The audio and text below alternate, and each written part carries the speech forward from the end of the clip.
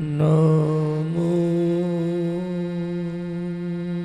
भगवते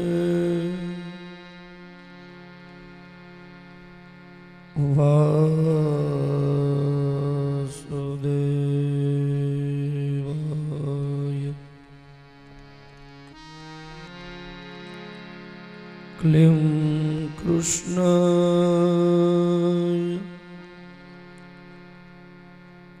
गोविन्दाय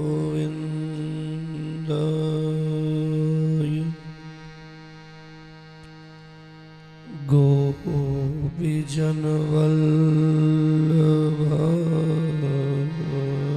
नमः।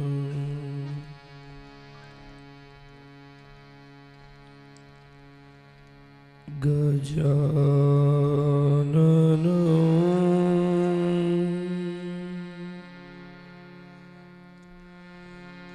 भूतगणादि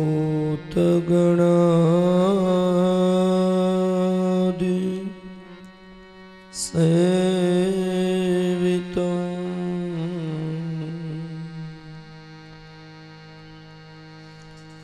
कपीत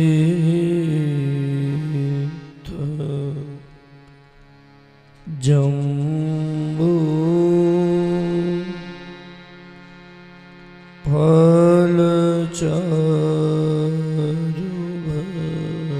फलचारुभक्षणम्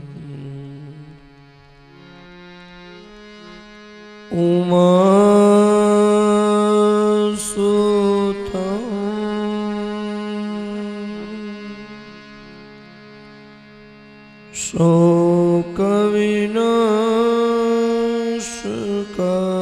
शोकविनाशकारकम् नमामि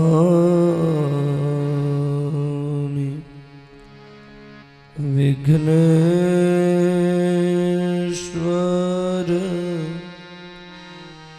पादपङ्कजम्।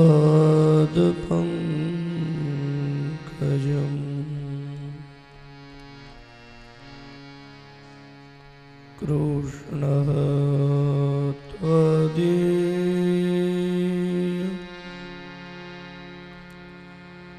पदपङ्कजपञ्जरान्ते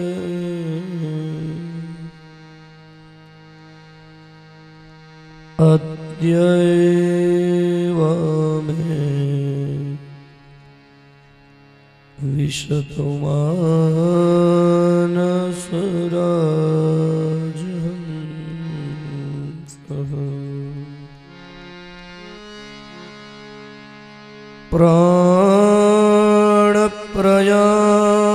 प्राणप्रयाणसमये कफवातपित्तैः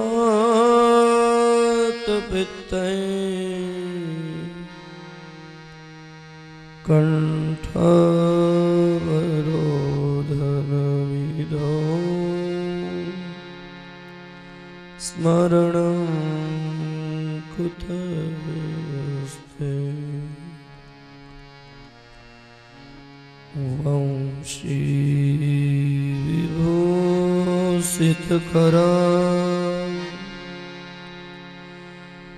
नवनीरदाभा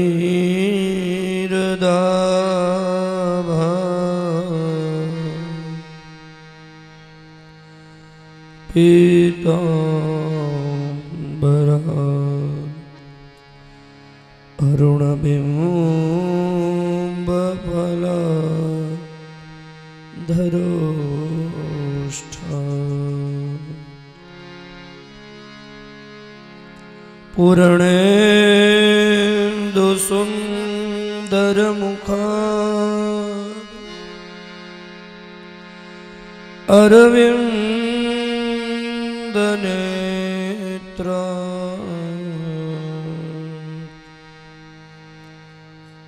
कृष्णात् परं किमपि तत्त्वमहं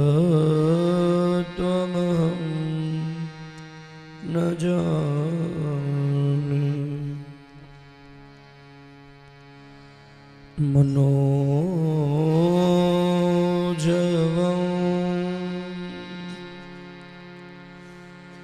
मारुततुल्यवेगम्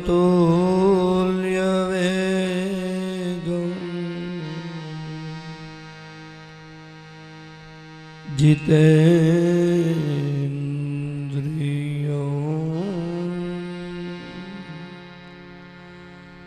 बुद्धिमतां वरिष्ठम्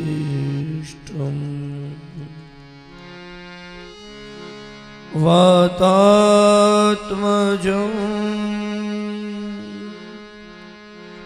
वानरयूथमुख्यं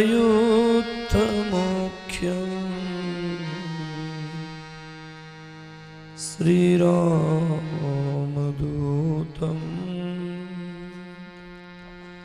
शरणं प्रपद्ये। श्रीरामदूतं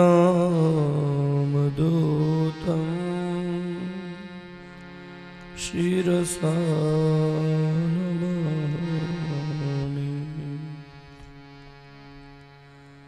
श्री गोवर्धननाथ की श्री पुराण पुरुषोत्तम भगवान की। हरे कृष्ण हरे कृष्ण कृष्ण कृष्ण हरे हरे हरे कृष्ण कृष्ण कृष्ण हरे हरे। हरे राम राम राम हरे हरे। हरे राम राम राम हरे हरे। हरे कृष्ण कृष्ण कृष्ण हरे हरे।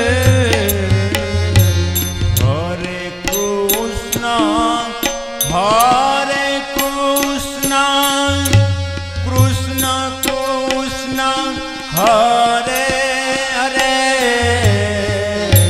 हरे राम राम राम हरे हरे। हरे राम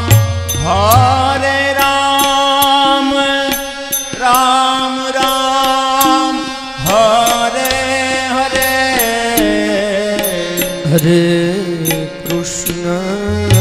हरे कृष्ण कृष्ण कृष्ण हरे हरे। हरे कृष्ण कृष्ण कृष्ण हरे हरे। हरे राम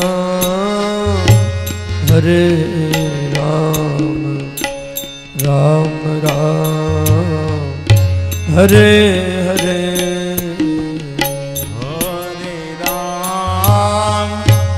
हरे राम राम हरे हरे। हरे कृष्ण कृष्ण कृष्ण हरे हरे।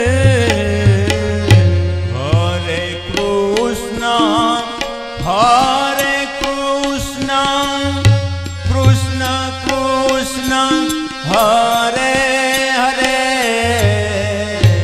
हरे राम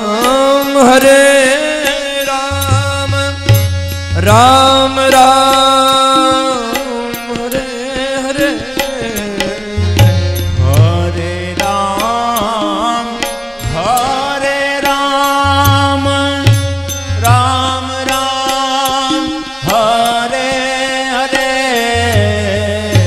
हरे कृष्ण हरे कृष्ण कृष्ण कृष्ण हरे हरे हरे कृष्ण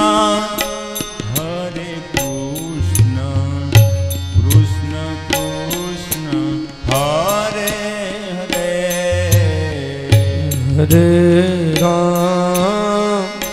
हरे राम राम राम हरे हरे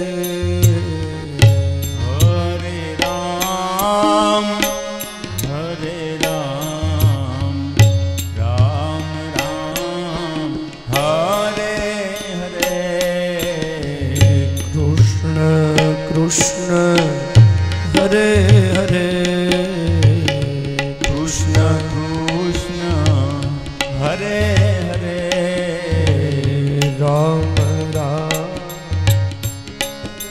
हरे राम राम हरे हरे कृष्ण कृष्ण हरे हरे कृष्ण कृष्ण हरे हरे राम राम हरे हरे राम राम हरे हरे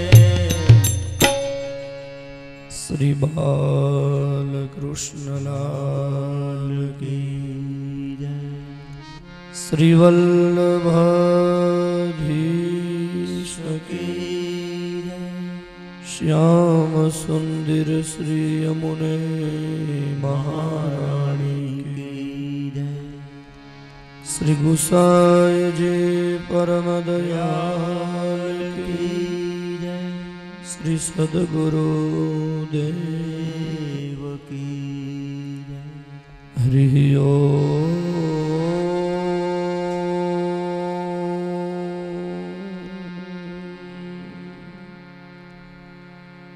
नमः पार्वती पतये हर हर महादेव।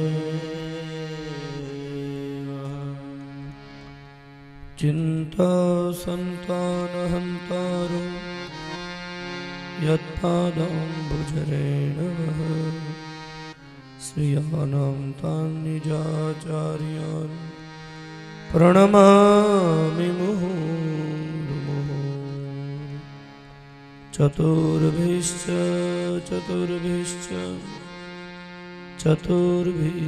त्रिभिः तथा षड्भिर्विराजते योऽसौ पञ्चधारुदये मम। यदनुग्रहतो जन्तु सर्वदुःखादिगो भवेत् तमहं सर्वदा वन्दे श्रीमद्वल्लभनन्दनम्। अगनानं तिमिरान्धस्य ज्ञानाञ्जनशलाकया चक्षुरुन्मिलितं येन तस्मै श्रीगुरुवे नमः। नमामि हृदये शेषे लीलाक्षीराब्धिशायिनम् लक्ष्मीसहस्रलीलाभिः सेव्यमानं कलानिधिम्। प्रभो नन्दकुमारो मे स्वामिनी वृषभानुजा कृतार्थोऽहं न संशयः। स्वस्ति श्री गणेशाय नमः। श्री सरस्वत्यै नमः। श्री गुरुभ्यो नमो नमः।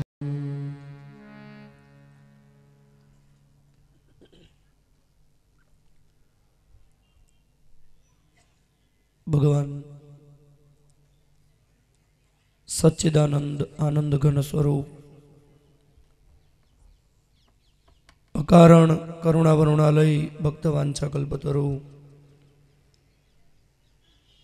यशोदोत संगलालित पुष्टि पुरुषोत्तम श्री बालकृष्णलालना चरणों में कोटि कोटि दंडवत प्रणाम।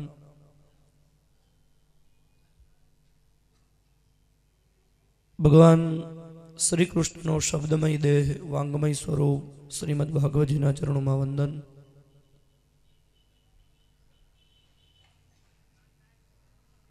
कुकावाव गामने आंगणे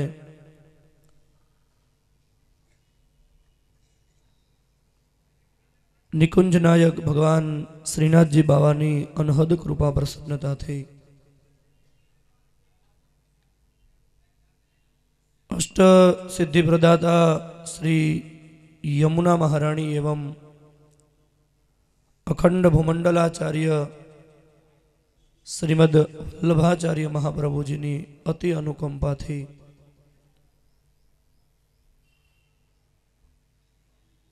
परम भगवदीय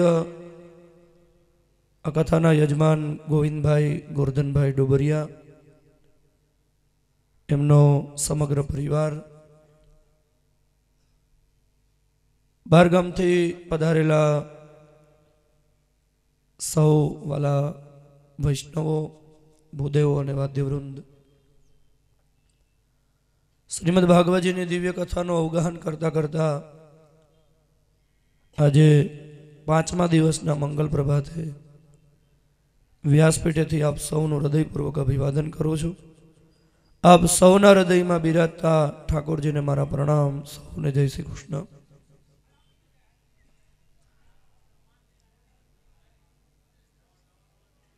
કથા ચાલે છે શ્રીમદ ભાગવત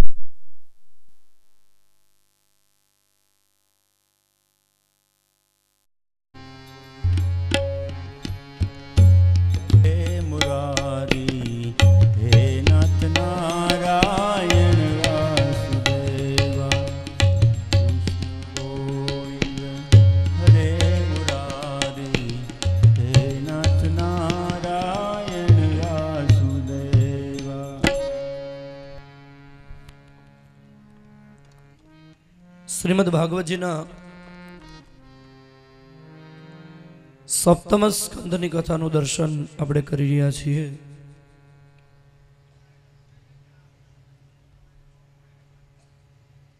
ગંગાજીના પવિત્ર કિનારા ઉપર તલ્લીન બનેલા શ્રી સુખદેવજી મહારાજા પરીક્ષિતની પાસે आ कथानु वर्णन करे छे।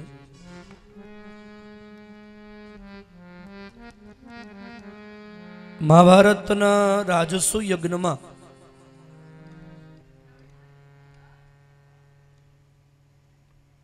भगवान श्री कृष्णनी मुख्य पूजा करवानो ज्यारे निर्णय लेवानो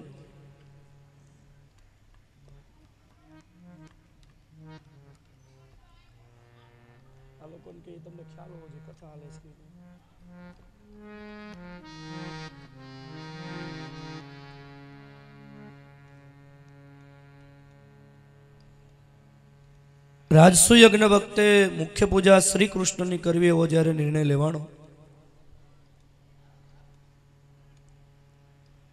ए वक्ते बधाए श्री कृष्ण की मुख्य पूजा नी वात स्वीकारी लीधी। पण भगवान श्री कृष्ण सगा फैबानो दीकरो शिशुपाल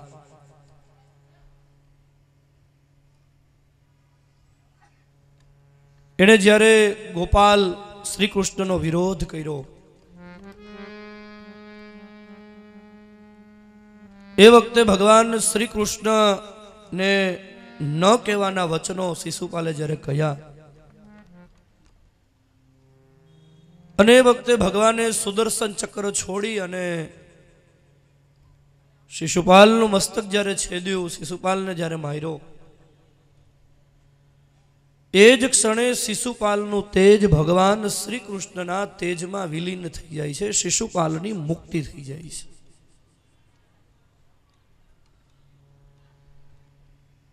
શિશુપાલનો જ્યારે મોક્ષ થયેલો જોયો ત્યારે ધર્મરાજા યુધિષ્ઠિરને શંકા થઈ કે આ તો રાક્ષસ છે અને છતાં પણ આની મુક્તિ કેમ થઈ. અને એ વખતે દેવર્ષિ નારદની સામે જ્યારે ધર્મરાજાએ શંકા વ્યક્ત કરી ત્યારે દેવર્ષિ નારદ આ જ કથા યુધિષ્ઠિરને કહે છે કે ભાઈ શિશુપાલનો મોક્ષ થયો એનું કારણ એ છે આ શિશુપાલ એ પૂર્વ જન્મની અંદર ભગવાનના બે પ્રિય પાર્ષદો જય અને વિજય એને બેયને સનકાદિ કુમારોનો શ્રાપ થયેલો પૃથ્વી ઉપર રાક્ષસ તરીકે જન્મ લેવાનો. અને એ વખતે ભગવાને જય વિજયને આમ તો સામીપ્ય મુક્તિ પ્રાપ્ત થયેલી એટલે ભગવાને બેયને એવું વરદાન આપેલું કે તમે 3 જન્મ સુધી બે ભાઈઓ રાક્ષસ થશો પણ તમને મારવા માટે મારા 4 અવતાર થશે. એ બંને ભાઈઓ પેલા અવતારની અંદર હિરણાક્ષ અને હિરણ્યકશિપુ બન્યા. હિરણાક્ષને ભગવાને વરાહ અવતાર લઈને માર્યો, હિરણ્યકશિપુને ભગવાને નરસિંહ અવતાર લઈને માર્યો. એ જય વિજય બીજા જન્મની અંદર રાવણ અને કુંભકર્ણ બન્યા. રામ અવતાર લઈ ભગવાને રાવણ અને કુંભકર્ણને માર્યા. અને ત્રીજા જન્મે બંને ભાઈઓ શિશુપાલ અને દંતવક્ત્ર એ બનીને આવ્યા અને એ વખતે ભગવાને કૃષ્ણ અવતાર દ્વારા બેનો મોક્ષ કર્યો. આ કથા દેવર્ષિ નારદ યુધિષ્ઠિરને જ્યારે કહે છે ત્યારે યુધિષ્ઠિરજી દેવર્ષિ નારદની પાસે શંકા વ્યક્ત કરે છે, પ્રશ્ન પૂછે છે, મહારાજ મારે નરસિંહ અવતારની કથા જાણવી છે, તમે મને કહો. હિરણ્યકશિપુને ભગવાને નરસિંહ અવતાર લઈને માર્યો એ કથા તમે મને વિસ્તૃતથી કહો. એ વખતે દેવર્ષિ નારદ યુધિષ્ઠિરની પાસે નરસિંહ અવતારની કથા બતાવે છે. એ કથા આપણે ગઈકાલે સાંજે જોઈ. વૈશાખ શુક્લ ચતુર્દશીની સંધ્યાએ હિરણ્યકશિપુના રાજધાનીના સ્તંભમાંથી ભગવાન નરસિંહ અવતાર લઈ અર્ધું શરીર મનુષ્યનું, અર્ધું શરીર સિંહનું અને વિકરાળ નખ અને વિકરાળ કેશવાળી લઈ અને ભગવાન પ્રગટા અને હિરણ્યકશિપુને માર્યો. એ કથા આપણે ગઈકાલે સાંજે જોઈ. આ બાળ પ્રહલાદ એને 5 વર્ષની ઉંમરમાં ભગવાનને પ્રાપ્ત કરી લીધા અને એના માટે ભગવાન પ્રગટ થઈ ગયા. સજ્જનો, કથા તો કથા જ છે, કથામાં કોઈ ફેરફાર છે જ નહીં. આજે તમે જે કથા સાંભળો આજથી 10 વર્ષ પછી કથા સાંભળશો કથા એ જ આવશે.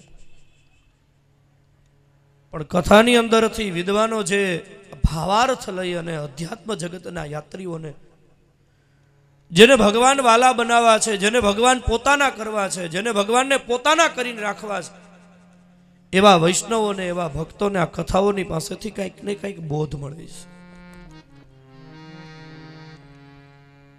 નરસિંહ અવતારની આ પ્રહલાદજીની કથાની પાસેથી આપણે બોધ એ મેળવવાનો છે કે ભગવદ પ્રાપ્તિ કરવાની, ભગવાનને મેળવવાની શ્રેષ્ઠ ઉંમર છે બાલ્ય અવસ્થા. સમાજમાં મોટા ભાગના લોકો એવું માને છે કે આપણે તો છે ને બધું વ્યવસ્થિત ગોઠવાઈ જાય, છોકરાઓ લાઈને ચડી જાય અને બધું વ્યવસ્થિત ગોઠવાઈ જાય ને પછી આપણે હાથમાં માળા લઈ લેવી છે. ગોઠવવામાં બધા એમને ખાલી હાથે વયા જાય છે, કોઈનું ગોઠવાતું જ નથી, આમનમ જિંદગી પૂરી થઈ જાય છે.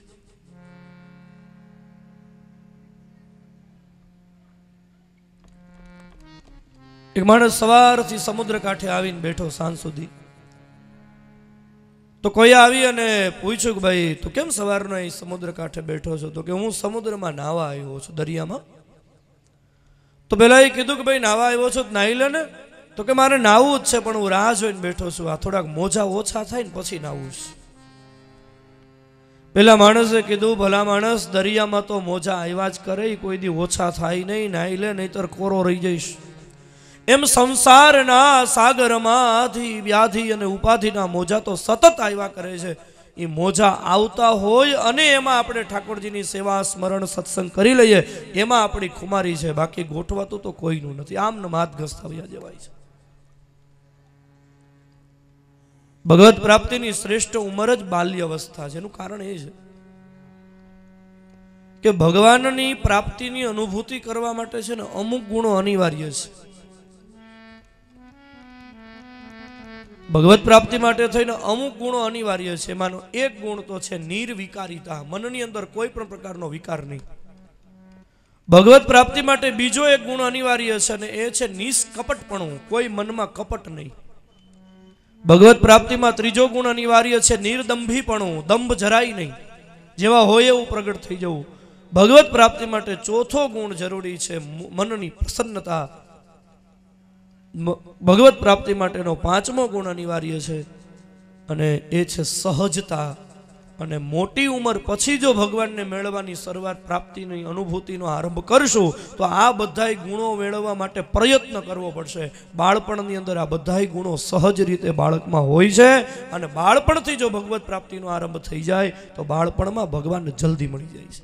કારણ કે જો બાળપણની અંદર નિર્વિકારિતા હોય, નિર્દંભીપણું હોય, નિરાભિમાનીપણું હોય, સહજતા હોય, નિર્વિકારિતા હોય, મનનો પ્રસન્નતા હોય, બાળપણથી જ ભગવાનને પ્રાપ્તિ. જાગ્યા ત્યાંથી સવાર સમજી અને ભગવત પ્રાપ્તિનો પ્રયત્ન શરૂ કરી દેવો એ પ્રહલાદજીની કથાનો આપણને બહુ મોટો બોધ છે. બીજું, આ કથાની પાસેથી એક એ પણ શીખવાનું છે કે હિરણ્યકશિપુ છે ને, હિરણ્યકશિપુ એટલે અહંકાર, પ્રહલાદ એટલે ભક્ત અને નરસિંહ એટલે ભગવાન. જીવની ઈશ્વર તરફની જે યાત્રા છે એ જીવની ઈશ્વર તરફની યાત્રાની અંદર હિરણ્યકશિપુ વિઘ્ન કરે છે. એટલે કે અહંકાર વિઘ્ન કરે છે. મહાપ્રભુજી વલ્લભાચાર્યજી સુબોધિનીજીમાં યાદી કરે છે કામે ન કર્મ નાશસ્યાદ જ્ઞાને હિ લોભે હિ ભક્તિ નાશનમ. ભક્તિ માર્ગની અંદર ઘણી વખત જીવને અહંકાર વિઘ્ન કરવા માટે આવે છે અને એ અહંકાર એટલો બધો બળવાન છે. એ અહંકાર કે રાતે ન મરે, દિવસે ન મરે, અંદર ન મરે, બહાર ન મરે, ઉપર ન મરે, નીચે ન મરે, અસ્ત્રથી ન મરે, શસ્ત્રથી ન મરે. એ અહંકાર ઉંબરામાં મરે છે. હિરણ્યકશિપુને ભગવાને ઉંબરામાં માર્યો છે. ઉંબરો એટલે શું? ઉંબરો એટલે બે સંકલ્પની વચ્ચેનો ભાગ. અહંકાર આવે ને ત્યારે મેં ઠાકોરજીની સેવા કરી, મેં ભગવાનનું કીર્તન કર્યું, આવા બે સંકલ્પ ઉઠે. એની વચ્ચે જો ભગવાનને મૂકી દેવામાં આવે કે ભગવાનની કૃપાથી આ બધું થયું છે તો અહંકાર મરશે. અને હિરણ્યકશિપુને ઉંબરામાં માર્યો. સંકલ્પોની વચ્ચે ભગવાનને મૂકી દેવાના. એક એ. બીજું, નરસિંહ અવતારની કથાની પાસેથી એક એ શીખવાનું છે કે ભગવાનને એના ભક્તો કેટલા બધા વહાલા છે. તમે જુઓ તો ખરા, આ ભગવાન પોતાના ભક્તને માટે થઈ અને કેવું વિચિત્ર સ્વરૂપ ધારણ કરે છે. સજ્જનો, એક વાત યાદ રાખજો, માનવ જીવન લીધા પછી જે માણસને ભગવાન પોતાના ન લાગવા પણ માંડે, જ્યાં સુધી ભગવાનમાં પોતાપણું સિદ્ધ ન થાય, જ્યાં સુધી ભગવાનમાં સ્વજનપણું સિદ્ધ ન થાય કે હું ભગવાનનો છું અને ભગવાન મારા છે. એક જગ્યાએ બેનો કીર્તન ગાતા હતા ને, કીર્તન સાંભળ્યું, બહુ સરસ કીર્તન છે, મને આવડતું જ નથી ગાતા, પણ એના શબ્દો બહુ સરસ હતા. ભગવાન મારા બનાવીને હું ભગવાનની સાળી. કે આ કીર્તન બહુ મને ગમ્યું. ભગવાન મારા બનાવીને હું ભગવાનની સાળી. પછી શું આવે છે બહુ ખબર નથી, પણ એ રીતે પણ ભગવાનની સાથે સાળી બનાવીના સંબંધે પણ જોડાઈએ તો ખરા.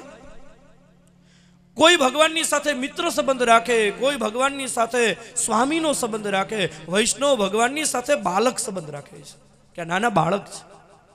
અને વાત્સલ્ય સંબંધે એન કેન પ્રકારે જ્યાં સુધી જીવ ભગવાનની સાથે નહીં જોડાય, ભગવાન મારા છે અને હું ભગવાનનો છું એ સિદ્ધ નહીં થાય, ત્યાં સુધી આ જીવનનો ઉદ્ધાર નહીં થાય. અને એટલા માટે પ્રહલાદની કથાની પાસેથી શીખવાનું એ છે કે ભગવાને નરસિંહ અવતારમાં સિંહ બની ગયા. પ્રથમ સ્કંદની અંદર શ્રવણ મુનિઓએ સૂર્યને એક પ્રશ્ન કર્યો છે ભગવાનના 24 અવતારોની જ્યારે કથા કહેવે છે ને સુતજી એ વખતે કે ભાઈ ભગવાન તો બધામાં છે, ભગવાન કોનામાં નથી? ભગવાન તો સર્વવ્યાપક છે, અણુએ અણુમાં છે. તો એ ભગવાન વિશિષ્ટ અવતાર લઈ મત્સ્ય અવતારમાં માછલું બને, કુર્મ અવતારમાં કાચબો બને, હંસ અવતારમાં હંસ બને, નરસિંહ અવતારમાં સિંહ બને, હયગીર અવતારમાં ઘોડો બને, અરે રામ અવતારમાં મનુષ્ય બને, કૃષ્ણ અવતારમાં ગોવાળ બને. આવા બધા અવતારો લેવાની ભગવાનને શું જરૂર જો ભગવાન સર્વવ્યાપક હોય તો? ત્યારે સુતજીએ બહુ સરસ જવાબ આપ્યો છે, ભગવાન તો સર્વત્ર વ્યાપક છે, પણ એ અવતાર એટલા માટે લે છે બધાયમાં પોતાપણું સ્થિર કરવા માંગે છે કે એન કેન પ્રકારે જીવ મારો બને. એટલા માટે નરસિંહ અવતારમાં સિંહ બની અને હિંસક પ્રાણીઓને એમ થાય ભગવાન મારા છે. હંસ અવતારમાં હંસ બને ત્યારે બધાય પાંખો વાળા પક્ષીઓને એમ થાય ભગવાન અમારા છે. રામ અવતારમાં મનુષ્ય બને ત્યારે મનુષ્યોને એમ થાય ભગવાન અમારા છે. હયગીરી અવતારમાં ઘોડો બને ત્યારે ચોપગા પ્રાણીઓને બધાને એમ થાય ભગવાન અમારા છે. મત્સ્ય અવતારમાં માછલું અને કુર્મ અવતારમાં કાચબો બને ત્યારે જળચર પ્રાણીઓને બધાને એમ થાય ભગવાન અમારા છે. એ ભગવાન દરેકમાં પોતાપણું સ્થિર કરવા માટે મારા કેન કેન પ્રકારે જીવને હું એનો લાગુ, અને જ્યાં સુધી જીવને ભગવાન પોતાના નહીં લાગે ત્યાં સુધી ઉદ્ધાર નહીં થાય. એટલા માટે ભગવાન આવા ચિત્ર વિચિત્ર સ્વરૂપો ધારણ કરે છે. નહીતર શું હિરણ્યકશિપુ જેવા એક રાક્ષસને મારવા માટે થઈને ભગવાનને આવું વિચિત્ર સ્વરૂપ લેવું પડે? સિંહ બનીને અડધું શરીર સિંહનું, અડધું શરીર મનુષ્યનું, વિકરાળ નખ ને આવું સ્વરૂપ લે તો જ હિરણ્યકશિપુ મરે? અરે એ ભગવાનને હિરણ્યકશિપુને મારો હોય તો આવો અવતાર લેવો પડે ને, તો એક વિચિત્ર, એ તો એક આશ્ચર્યજનક ઘટના છે. તમને રામ અવતારનો એક પ્રસંગ કહું. રામ અવતારમાં ઓલો મારીચ છે ને, એ ભગવાન શ્રી રામજી પર્ણકુટીને છોડીને વયા જાય તો રાવણ સીતાનું હરણ કરી શકે એ ષડયંત્રમાં મારીચ જ્યારે મદદરૂપ થાય છે ને, ત્યારે રાવણ મારીચને શીખવાડે છે તારે છે ને જ્યારે રામ તારી પાછળ ધનુષ્ય લઈને દોડતા હોય ને એ વખતે તારે રામને દૂર દૂર લઈ જવાના, અને પછી રામ જ્યારે તારે તીર મારે ત્યારે મરતા મરતા રામ નહીં બોલવાનું, લક્ષ્મણ લક્ષ્મણ એમ બોલવાનું. એટલે લક્ષ્મણને એમ થશે કે રામ કંઈક સંકટમાં છે, એટલે લક્ષ્મણ પર્ણકુટી છોડી દેશે, જાનકી એકલી થશે, હું એનું હરણ કરી જતો રહીશ. આમ રાવણે મારીચને કીધું. એ જ પ્રમાણે મારીચ અનુસર્યો. અને પછી ભગવાન શ્રી રઘુનાથજી જ્યારે મારીચને તીર મારે છે ત્યારે મારીચ એમ બોલે છે, હા લક્ષ્મણ, હા લક્ષ્મણ. એટલે જાનકીજી એ અવાજ સાંભળીને જાનકીજી લક્ષ્મણજીને એમ કહે છે કે લખન ભૈયા, તમારા ભાઈ કંઈક સંકટમાં છે, તમે જલ્દી તમારા ભાઈને બચાવવા જાઓ. પર્ણકુટીમાં જાનકીજી અને લક્ષ્મણજી એકલા છે, અને જાનકીજી લક્ષ્મણજીને એમ કહે છે કે તમારા ભાઈ કંઈક સંકટમાં છે, તમે એને બચાવવા જાઓ. ત્યાં તો લક્ષ્મણજી ખડખડાટ હસવા માંડ્યા. લક્ષ્મણજીને હસતા જોઈ અને રામજી અને જાનકીજીએ લક્ષ્મણને કહ્યું, લખન ભૈયા, તમારા ભાઈ સંકટમાં છે અને તમને હસવું આવે છે? લક્ષ્મણજી વધારે હસવા માંડ્યા. જાનકીજીએ જે કહ્યું, જરા વિચાર તો કરો, તમારા ભાઈ સંકટમાં પડ્યા છે, તમે હસવું આવે, તમને હસવું કાં આવે? ત્યારે લક્ષ્મણજીએ કહ્યું, માં, મને હસવું એ વાતનું આવે છે કે તમે એમ કહો છો કે પ્રભુ શ્રી રામ સંકટમાં છે. માં, ભૃકૃતિ વિલાસ સૃષ્ટિ લય હોય, સપન એવું સંકટ પરી કિસોઈ. જેની બે ભૃકૃતિ ભેગી થાય, બે નેણ ભેગા થાય, આટલો ક્રોધ મારા રઘુનાથજીને આવે ત્યાં સમગ્ર બ્રહ્માંડનો પ્રલય થઈ જાય, અને એ શું ભગવાન સંકટમાં પડે? જે આમ આંખનું મટકું મારે ને ત્યાં આખું વિશ્વ એની અંદર સમાઈ જાય છે. એ ભગવાનને શું નરસિંહ અવતારમાં હિરણ્યકશિપુને મારો હોય તો આવું વિચિત્ર સ્વરૂપ લેવું પડે? નહીં, ભગવાન હિરણ્યકશિપુને મારવા આવ્યા જ નથી. હિરણ્યકશિપુને મારવા આવ્યા, હિરણ્યકશિપુને માર્યો છે પણ મુખ્ય કામ એ નહોતું. આ તો આવ્યા હતા એટલે પછી હિરણ્યકશિપુને માર્યો. જેવી રીતે આપણે આપણું જૂનું ગામ છોડીને બહાર ગામ શહેરમાં રહેવા જતા રહ્યા હોય, જૂનું ગામમાં આપણું મકાન પડ્યું હોય કે દિવસનું ખાલી, ને એમાં એક વખત કોઈ મિત્રની દીકરીના લગ્ન હોય તો આપણે ગામમાં જઈએ આપણા જૂના વતનમાં, તો આપણને વિચાર આવે કે હાલો લગ્નમાં આવ્યા છીએ તો આપણું મકાન કે દિવસનું ખાલી પડ્યું છે તો મકાન સાફ સૂફ કરતા જઈએ. આવ્યા છીએ શું કામ? આવવાનું મુખ્ય કારણ શું છે? લગ્નમાં આવ્યા છે, તો આ તો આવ્યા છીએ તો મકાન સાફ સૂફ કરતા જઈએ. એમ ભગવાનનું આવવાનું મુખ્ય કામ એ નથી. આ તો આવ્યા છીએ તો કચરો કાઢતા જઈએ હિરણ્યકશિપુ રૂપી, બાકી ભગવાનનું આવવાનું મુખ્ય કારણ એ નથી. દેવર્ષિ નારદ યુધિષ્ઠિરની પાસે બોલ્યા છે, ધર્મરાજ, ભગવાન પ્રગટ થયા ને એનું કારણ કઈ રાક્ષસને મારવાનું નહીં, સત્યમ વિધાતુમ નિજ ભૃત્ય ભાષિતમ. ભગવાનના ભક્ત પ્રહલાદે એમ કીધું તું કે આ સ્તંભમાં મારા ભગવાન છે, આ સ્તંભમાં મારા ભગવાન છે એમ ભક્તએ કીધું તું. એ પોતાના ભક્તની વાત સાચી કરવી હતી ને એટલા માટે થઈને ભગવાન સ્તંભમાંથી પ્રગટ થઈ ગયા. હિરણ્યકશિપુને મારવા નહીં, પોતાનો ભક્ત એટલો એને વાલો છે એટલે પોતાના ભક્તની વાતને સત્ય કરવા માટે મારો ભક્ત ખોટો ન પડે એટલા માટે ભગવાન સ્તંભમાંથી પ્રગટ થઈ ગયા. સત્યમ વિધાતુમ નિજ ભૃત્ય ભાષિતમ સ્તંભે સભાયામ ન મૃગમ ન માનુષમ. કેટલા ભગવાનને ભક્ત વાલા હશે. નહીતર અસ્તિત્વનો નિયમ છે કે ચેતનમાંથી ચેતન પ્રગટે, જળમાંથી ચેતન પ્રગટે નહીં. ચેતન હોય, ઝાડ ચેતન છે તો એમાંથી બીજું ઝાડ થવાની સંભાવના છે. ચેતનમાંથી ચેતન પ્રગટે, જળમાંથી ચેતન નો પ્રગટે. પણ નરસિંહ અવતારની અંદર ભગવાનની અસ્તિત્વનો નિયમ તોડી નાખ્યો. જળમાંથી ચેતન નહીં, ચેતનાનો આખો પ્રવાહ પ્રગટ થઈ ગયો અને ભગવાન નરસિંહ અવતારમાં સિંહ બની અને પોતાના ભક્ત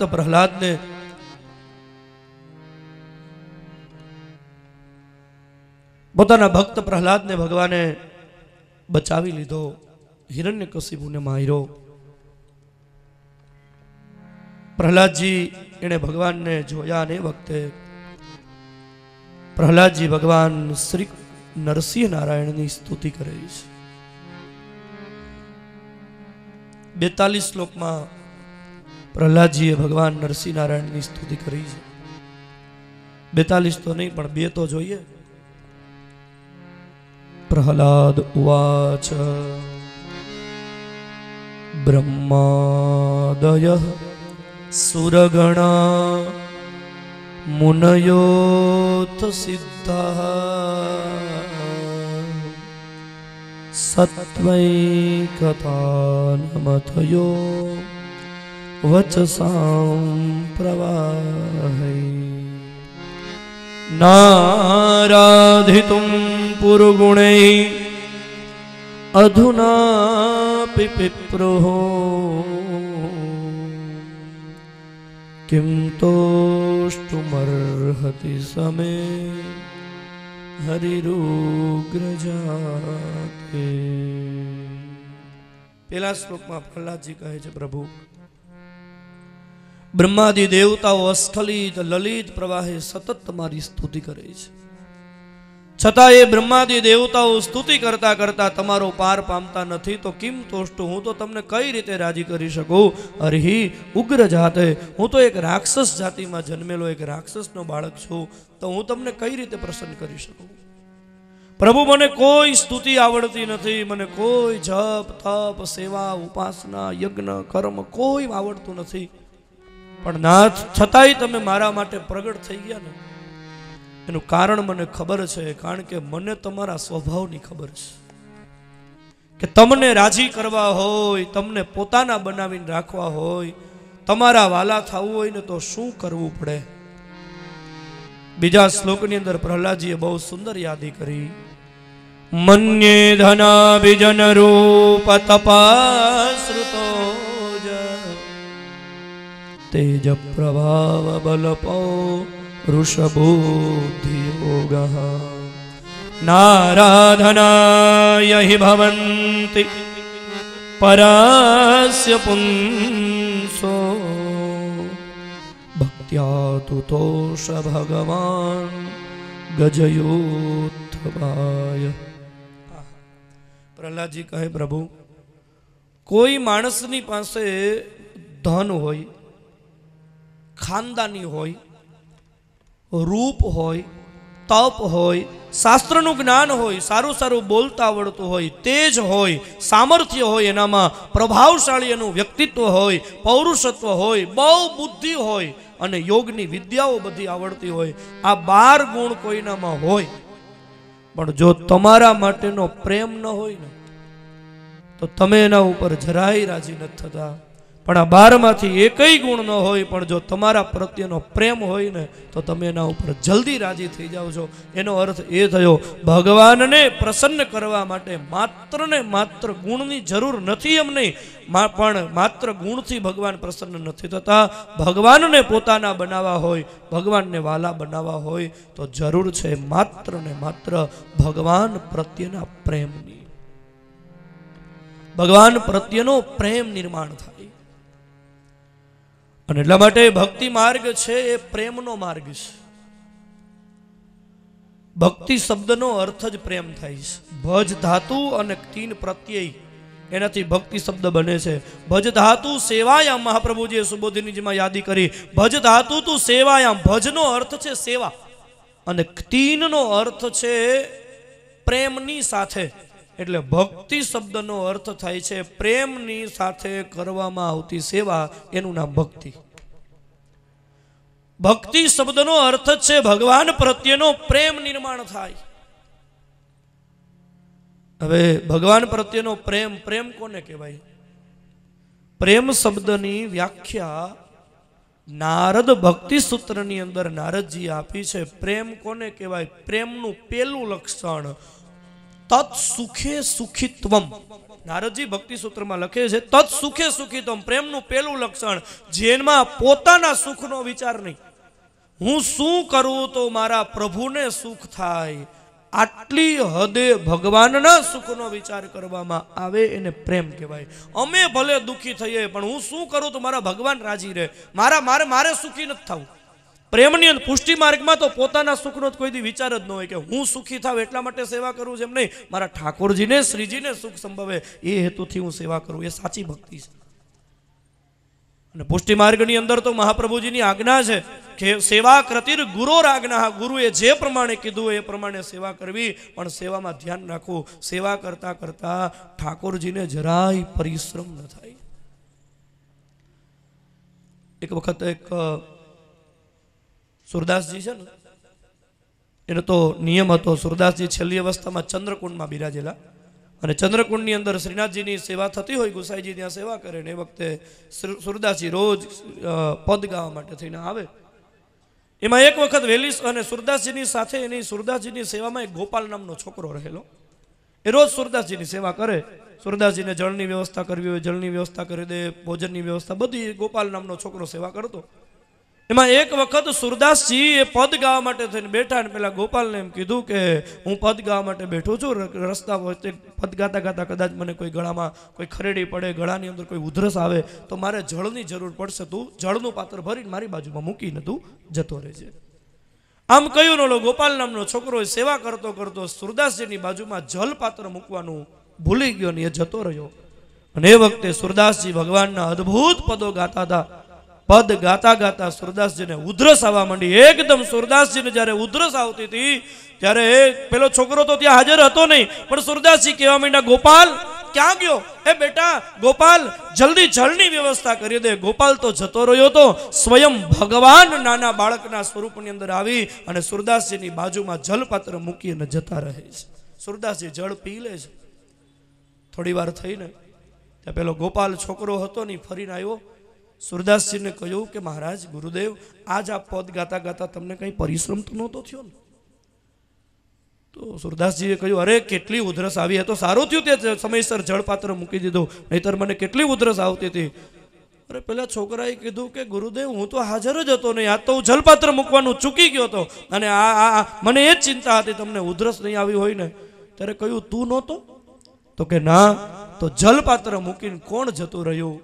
સુરદાસજીને ખબર પડી કે મારા પ્રભુએ આવી અને જલપાત્ર મૂકી દીધું. સુરદાસજી એટલું રડ્યા અને ગોપાલને એટલો બધો ઠપકો આપ્યો. નહીતર ભગવાન આવ્યા હતા ને, છતાંય સુરદાસજીએ ગોપાલને કીધું, એલા તારે અહીંયા હાજર રહેવું જોઈએ. મેં પદ ગાતા ગાતા મારા ઠાકોરજીને આટલો બધો પરિશ્રમ કરાવ્યો, મેં એને મારા માટે થઈને જલપાત્ર મૂકવા માટે આવવું પડ્યું. અરે રે, મારાથી બીજો અભાગ્ય આ જીવનમાં કોણ હોઈ શકે? તમે વિચાર તો કરો, કેટલી હદે પ્રભુના સુખનો વિચાર થતો હશે. અને પુષ્ટિ માર્ગની અંદર તો હું ભગવાનના દર્શન કરું, અને મારા દર્શન કરવામાં મારા ઠાકોરજીને જો પરિશ્રમ થતો હોય તો મારે દર્શન નથી કરવા. આટલી હદે પ્રભુના સુખનો વિચાર થાય છે. આટલી હદે જ્યારે ભગવાનના હું શું કરું તો મારા ભગવાન રાજી થાય, પ્રેમનું પહેલું લક્ષણ છે તત્ સુખે સુખિત્વમ. પ્રેમનું બીજું લક્ષણ છે ભક્તિનું. ભક્તિ સૂત્રમાં નારદજી બતાવે છે પ્રતિક્ષણમ વર્ધમાનમ. જેમ જેમ સેવા થતી જાય, જેમ જેમ ઠાકોરજીની સાથે આપણે જોડાતા જઈએ, એમ એમ ભગવાન પ્રત્યેનો પ્રેમ વધતો જાય. દિન પ્રતિદિન શરૂઆતમાં સુરા ઠાકોરજીની સેવા કરવામાં પ્રારંભની અંદર ખૂબ સેવા કરે, પણ જેમ જેમ સમય જતો જાય એમ એમ પ્રેમ ઓસરતો જાય. એ પ્રેમ નથી. પ્રેમમાં તો દિન પ્રતિદિન જેમ જેમ સમય વીતતો જાય ને એમ એમ પ્રભુ પ્રત્યેનો પ્રેમ વધતો જાય. આ પ્રેમનું બીજું લક્ષણ છે. ભગવાન પ્રત્યે પ્રેમ કરવો હોય તો કેવો કરાય? દેવર્ષિ નારદે ભક્તિ સૂત્ર લખ્યું તો કોઈ પૂછ્યું દેવર્ષિ નારદ ને કઈ, ભાઈ તમે પ્રેમના લક્ષણો તો બધાય બતાવ્યા, પણ એકાદું એવું સૂત્ર તો દિયો કે કોઈની સામે આમ કે દ્રષ્ટિ સામે કે ભાઈ આ આવી વ્યક્તિ જેવો ભગવાનને પ્રેમ કરાય. કોણે એવો પ્રેમ કર્યો કે જેના જેવો પ્રેમ ભગવાનની સાથે આપણે કરાય? નારદજીએ ભક્તિ સૂત્રનું છેલ્લું સૂત્ર લખ્યું યથા વ્રજ ગોપિકા નામ. વ્રજની ગોપીઓએ ઠાકોરજી સાથે જેવો પ્રેમ કર્યો ને એવો પ્રેમ ઠાકોરજી સાથે કરાય. વ્રજની ગોપીઓનો કેવો પ્રેમ હતો એનું તમને એક સરસ દ્રષ્ટાંત આપું કે આ પુષ્ટિ માર્ગની અંદર ભગવાનના સુખનો કેટલો વિચાર થતો હશે. એક વખત છે ને ભગવાનને લીલા કરવાનું મન થયું. દેવર્ષિ નારદ, રૂકમિણી આદિ અષ્ટપટરાણીઓ બધાયને સામે ભગવાનને બતાવો તો મારી ગોપીઓને મારા પ્રત્યે કેટલો પ્રેમ છે. એ વખતે એક વખત ભગવાન વહેલી સવારમાં જે સમયે જાગે એ સમયે આ ઠાકોરજી જાગ્યા નહીં. રૂકમિણીજી ભગવાનને જગાડવા આવ્યા, જોયું ત્યાં તો ભગવાન પથારીમાં સૂતા છે. ભગવાનને એકદમ તાવ આવી ગયો છે. અરે રે, રૂકમિણીજીએ વિચાર કર્યો મારા પ્રભુને તાવ. તાત્કાલિક દેવર્ષિ નારદને બોલાવ્યા. નારદ, તમને ખબર છે આપણા દ્વારિકાનાથને અત્યંત તાવ આવી ગયો છે. દેવર્ષિ નારદે કહ્યું તો તાત્કાલિક વૈદ્યને બોલાવો. વૈદ્યને બોલાવવામાં આવ્યા. વૈદ્ય નાળ તપાસી, આંખ તપાસી અને પછી વૈદ્ય એમ કીધું કે હું આ દવા આપું છું, એ દવા તમારે કૃષ્ણને આપી દેવાની છે. પણ આ દવા એકલી નથી આપવાની, આ દવામાં અનુપાન આપવાનું છે. આયુર્વેદની અંદર જેટલું મહત્વ દવાનું ને એટલું જ મહત્વ અનુપાનનું હોય. આયુર્વેદિક ડૉક્ટર પાસે જાઓ ને એટલે એ તમને કે આ દવા તમારે મધ સાથે લેવાની, આ દવા દહીં સાથે લેવાની, દૂધ સાથે લેવાની. એ દૂધ, દહીં, મધ જેની સાથે દવા લેવાની હોય ને એને અનુપાન કહેવાય. તો કહ્યું કે આ દવા તો કૃષ્ણને આપવાની, પણ કૃષ્ણને આ દવામાં અનુપાનમાં કોઈ વૈષ્ણવ, કોઈ ભક્ત એના ચરણની ધૂળ લઈ અને આ દવામાં ભેળવી દેવાની, પછી કૃષ્ણને આપી દેવાની, એટલે કૃષ્ણનો તાવ મટી જશે. દેવર્ષિ નારદે રૂકમિણીજીને કહ્યું લાવો ચરણની ધૂળ આપો એટલે દવામાં ભેળવીને કૃષ્ણને આપી દઉં, તાવ મટી જાય. રૂકમિણીજીએ કહ્યું ના હો નારદ, આપણા ચરણની રજ ભગવાનના મુખમાં મુકાય જ નહીં. પ્રભુના ચરણની રજ આપણે મુખમાં મૂકીએ એ બરાબર છે, પણ આપણા ચરણની રજ જો ભગવાનના મુખમાં જાય ને તો ઠાકોરજીનો કેટલો અપરાધ થઈ જાય, અને એ અપરાધમાં આપણે હજારો વર્ષ સુધી નરકમાં પડવાનો વારો આવે. સત્યભામાજીને કહ્યું, સત્યભામાએ કહ્યું નહીં હો, પ્રભુના ચરણની રજ આપણે મુખમાં મુકાય, પણ આપણા ચરણની રજ ભગવાનના મુખમાં ન મુકાય તો ઠાકોરજીનો અપરાધ થઈ જાય. નહીં, હું નહીં આપું ચરણની રજ, કોઈ આપતો નથી. રૂકમિણીજીએ કહ્યું નારદ, તમારા ચરણની રજ લઈ લ્યો, તમે ભગવાનના ભક્ત જ છો. નારદજીએ કહ્યું હું ભક્ત ખરો, પણ મને ભય તો લાગે છે કે કાંઈક આપણા ચરણની રજ પ્રભુના મુખમાં મૂકીએ અને નરકમાં પડવું પડે. ના, હું મારા ચરણની રજ નહીં આપું. કોઈ ચરણ રજ આપતું નથી. ભગવાનનો તાવ વધતો જાય છે. દેવર્ષિ નારદ નારાયણ નારાયણ કરતા ગોકુળમાં આવ્યા. ગોકુળમાં શ્રી યમુનાજીના કિનારે ગોપીજનો બધા બેઠા હતા. નારદજી એને ગોપીજનોને કહ્યું કે ભગવાનને બહુ તાવ આવ્યો છે અને વૈદ્ય એમ કીધું છે કે દવામાં કોઈની ચરણની રજ આમાં સાથે ભેળવીને કૃષ્ણને આપવાની છે, પણ કોઈ ચરણની રજ આપતું નથી. અને અહીંયા સુધી ચરણ રજ ગોતતો ગોતતો આવ્યો, કોઈક તો એવું મળે કે જે પોતાના ચરણની રજ આપે. અરે ગોપીજનોએ કહ્યું નારદ, એમાં ક્યાં મોટી વાત છે? અમારા ઠાકોરજીને તાવ આવ્યો હોય અને એનો તાવ મટાડી દેવો હોય તો અહીંયા અમારા ચરણની રજ પડી છે, લઈ જાઓ અને ચરણની રજ દવામાં ભેળવીને કૃષ્ણને આપી દો, કૃષ્ણનો તાવ મટી જશે. દેવર્ષિ નારદ એને ગોપીઓને કહ્યું, ગોપીઓ તમે ગામડામાં રહો ને એટલે તમને એ ન ખબર હોય, આપણા ચરણની રજ કૃષ્ણના મુખમાં મુકાય છે નહીં. ગોપીઓ એ તો તમને ખબર છે ને કે પ્રભુના ચરણની રજ આપણે મુખમાં મૂકીએ બરાબર છે, પણ કાંઈ આપણા ચરણની રજ ભગવાનના મુખમાં થોડી મુકાય. અને ગોપીઓ તમારા ચરણની રજ ભગવાનના મુખમાં મૂકશું ને તો કૃષ્ણનો તાવ તો મટી જશે, પણ તમારે હજારો વર્ષ સુધી નરકમાં પડવું પડશે. ત્યારે ગોપીઓએ કહ્યું નારદ, અમારા ચરણની રજ કૃષ્ણના મુખમાં મૂકો અને જો કૃષ્ણનો તાવ મટી જતો હોય તો હજારો નહીં, અમે લાખો વર્ષ સુધી નરકમાં પડવા તૈયાર છીએ, પણ લઈ જાઓ ચરણની રજ અમારા ઠાકોરજી જોઈએ. આ સાચો પ્રેમ છે. અમે નરકમાં પડીએ તો અમને મંજૂર છે, પણ અમે શું કરીએ તો મારા પ્રભુને સુખ થાય.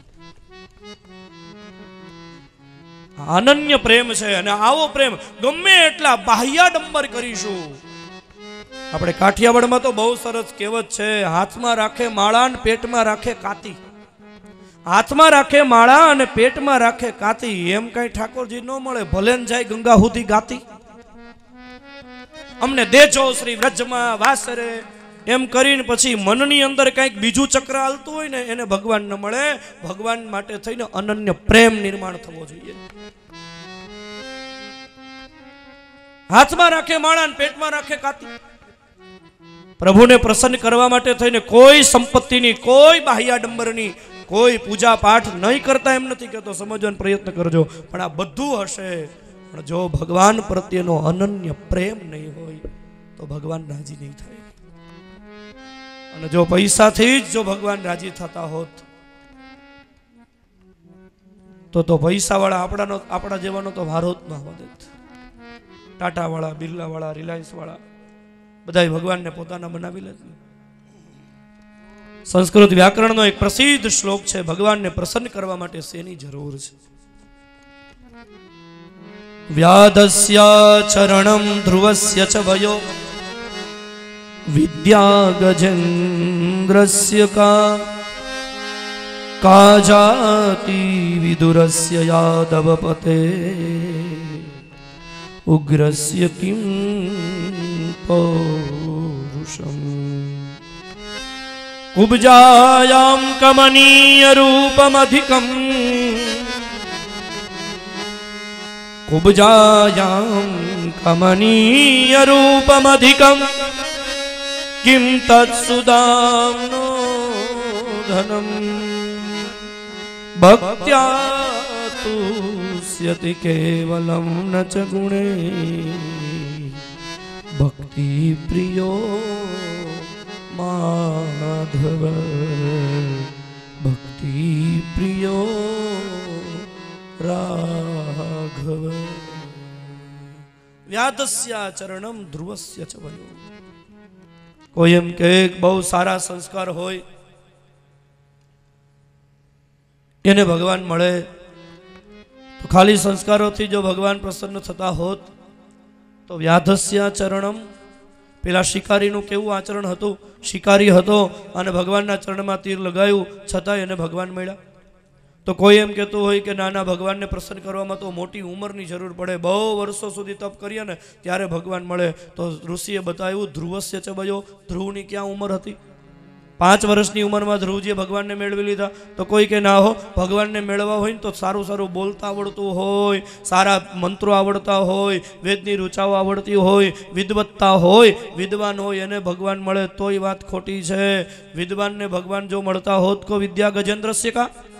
હમણાં ગજેન્દ્ર હાથીની કથા આવશે. આ હાથીના માટે થઈને ભગવાન હળી કાઢીને દોડ્યા, તો પછી વિદ્વત્તાની પણ જરૂર નથી.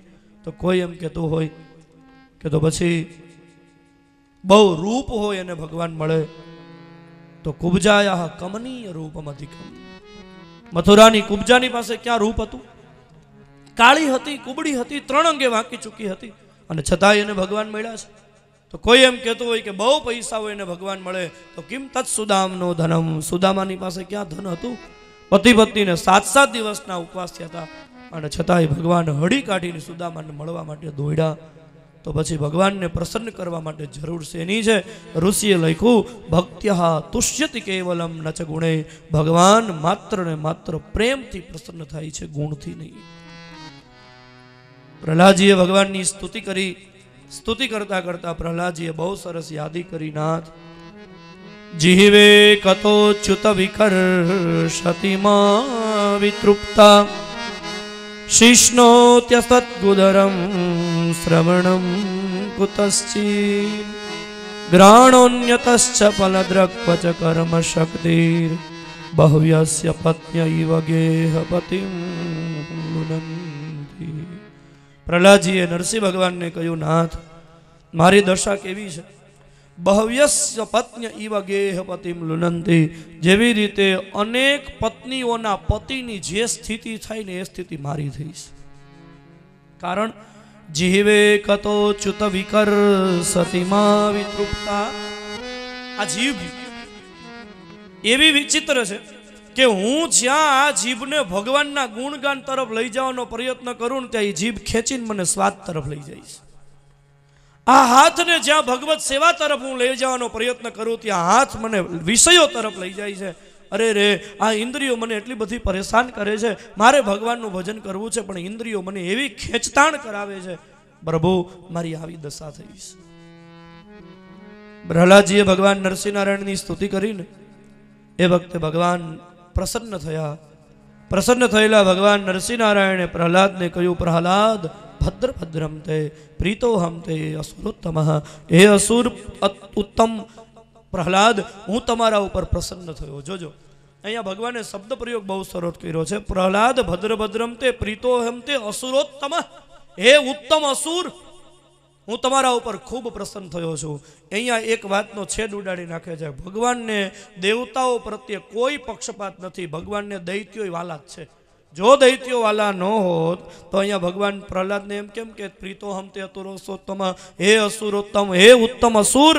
અસુર નહીં, તમે તો ઉત્તમ અસુર છો, અને છતાંય મને તમારા પ્રત્યે બહુ પ્રેમ છે. એનો અર્થ એ થયો, સુર હોય કે અસુર હોય, દેવ હોય કે દાનવ હોય, ભગવાન કે મને પ્રેમથી ભજની મારો બને છે. વરમ ઋણીસ્વભિમતમ કામ પુરોસ્મિહમ નૃણામ. હે પ્રહલાદ, હું તારા ઉપર ખૂબ પ્રસન્ન થયો છું. મારે તને કંઈક વરદાન આપવું છે, બોલ, હું તને શું આપું? પ્રહલાદજી એ જ્યારે ભગવાનની ગોદમાં બિરાજ્યા છે એ વખતે ભગવાનની ગોદમાં પ્રહલાદ બેઠા છે ને ભગવાન પ્રહલાદને કહે છે, બોલ, તારે શું જોઈએ છે? પ્રહલાદજી હસવા માંડ્યા. પ્રહલાદજી ભગવાનને કે, ભગવાન, તમે મને માગવાનું કહો છો પણ મારે તો કંઈ જોતું નથી, પણ તમારે કંઈક જોતું હોય ને તો કયો, તો હું તમને કંઈ આપું. પ્રભુ, આ સમગ્ર સૃષ્ટિ આખું બ્રહ્માંડ છે ને, એ બધું બ્રહ્માંડ આખું મારું છે. તમારે એ બ્રહ્માંડમાં કંઈ જોતું હોય તો કયો. હવે આખી સૃષ્ટિ ભગવાનની છે ને, અને છતાંય પ્રહલાદજી કે આખી સૃષ્ટિ મારી છે, તમારે કંઈ જોતું હોય તો કયો. એ વખતે ભગવાને પ્રહલાદને કીધું, અલ્યા, આ સૃષ્ટિ તારી કેમ બની ગઈ? સૃષ્ટિ તો મારી છે ને તું કેમ એમ કે છો કે આ સૃષ્ટિ મારી છે? પ્રભુ, સૃષ્ટિ તમારી નહીં, સૃષ્ટિ મારી છે. ભગવાને કહ્યું, પ્રહલાદ, આ સૃષ્ટિ તારી કઈ રીતે? પ્રહલાદજીએ કહ્યું, નાથ, અત્યારે હું તમારા ખોળે બેઠો છું, અને મને એટલી ખબર છે કે કોઈ સંતાન વિહોણા માવતર કોઈના દીકરાને પોતાના ખોળે બેહારે ને તો પછી ઓલા માવતરની જેટલી સંપત્તિ હોય ને એ બધી સંપત્તિ ખોળે જેને બેસાડ્યો હોય ને એની થઈ જાય. હવે તમે મને ખોળામાં બેસાડ્યો તો આખી સૃષ્ટિ તમારી, તમે મને ખોળે બેહાર્યો તો હવે તમારી સૃષ્ટિ મારી ન બની ગઈ? ભગવાન પ્રસન્ન થયા, પ્રહલાદ, તારો અનન્ય પ્રેમ છે, હું તને કંઈક આપવું હોય તો?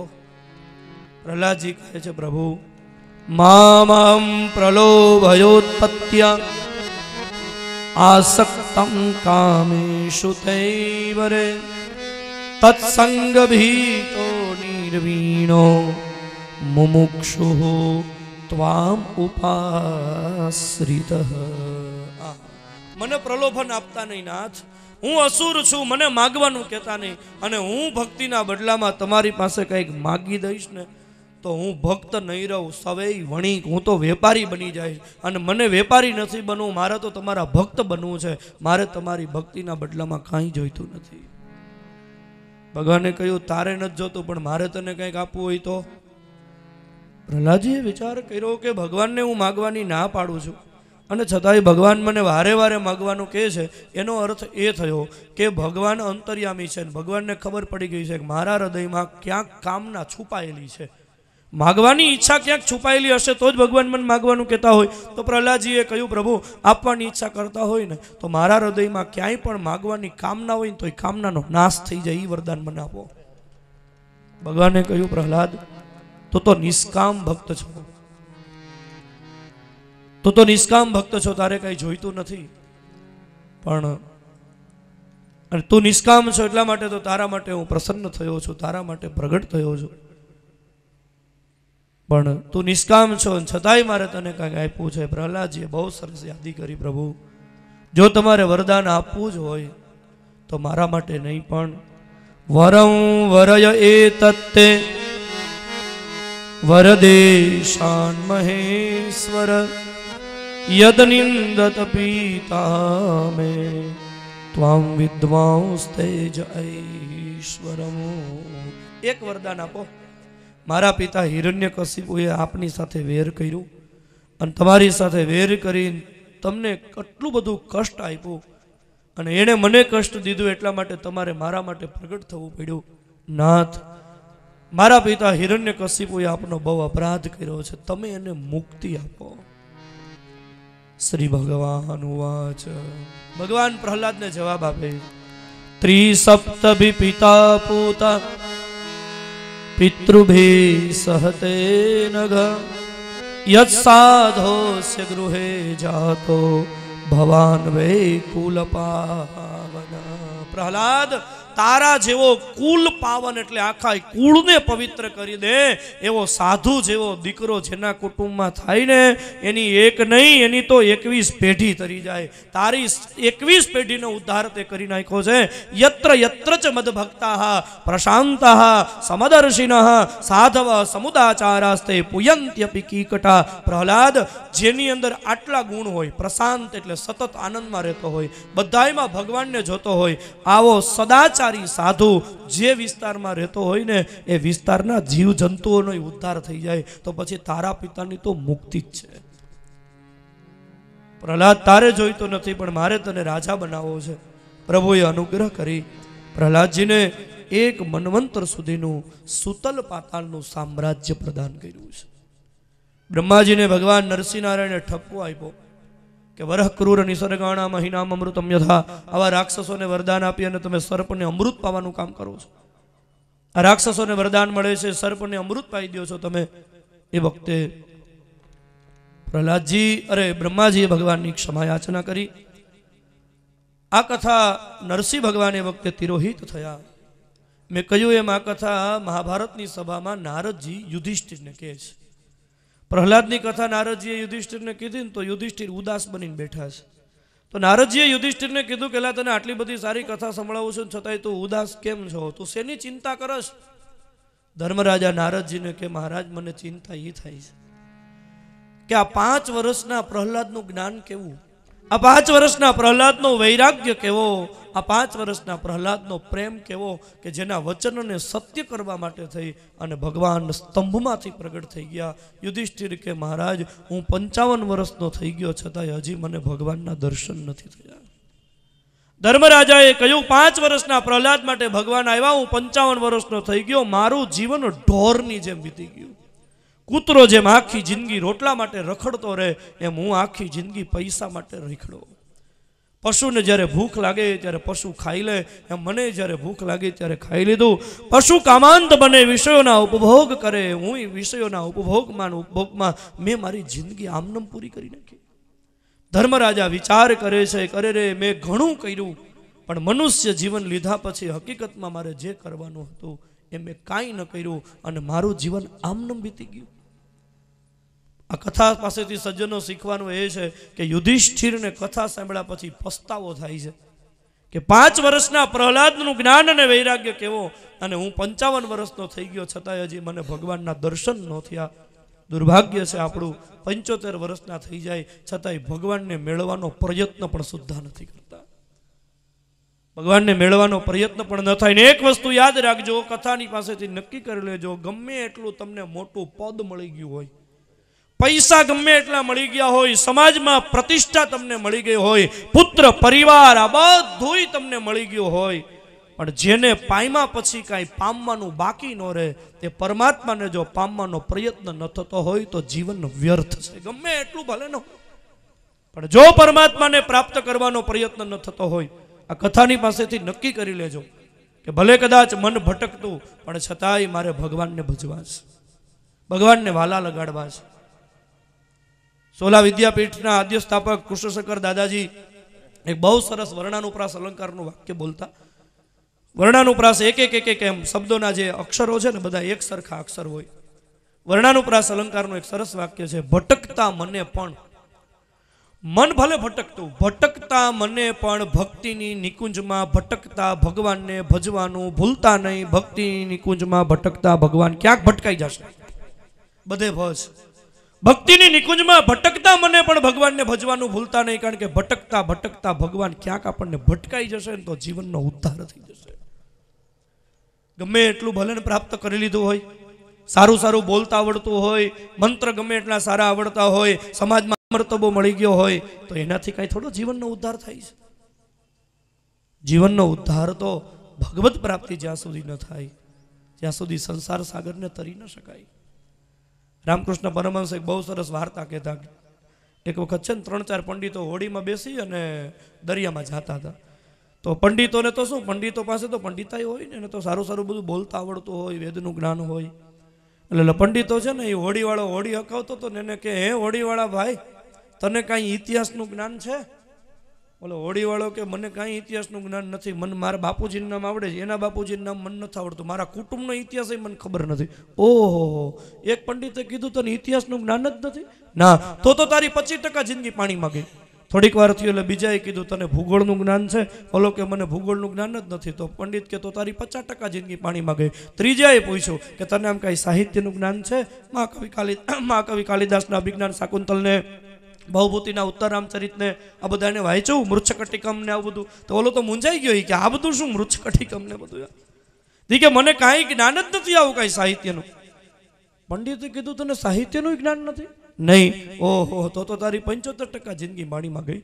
એકે કીધું તને ઇતિહાસનું જ્ઞાન નથી, તારી 25% જિંદગી પાણીમાં ગઈ. બીજાએ કહ્યું તને ભૂગોળનું જ્ઞાન નથી, તારી 50% જિંદગી પાણીમાં ગઈ.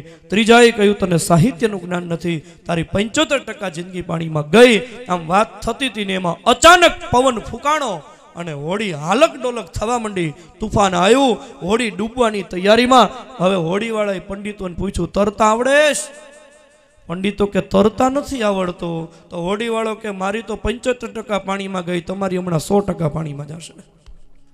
એમએ તક પાસ હોય, ઉત્તમ અભ્યાસ હોય, ગમે એટલો અભ્યાસ હોય, જ્ઞાન હોય, પણ જો પ્રભુને પામવાનું જ્ઞાન ન હોય, પ્રભુને પામતા ન આવડતું હોય, જેને પામ્યા પછી આ દુનિયામાં પામવાનું કંઈ બાકી ન રહે, એ પરમ તત્વને પામવાનો પ્રયત્ન ન થતો હોય, તો જીવન વ્યર્થ વયું જાય છે.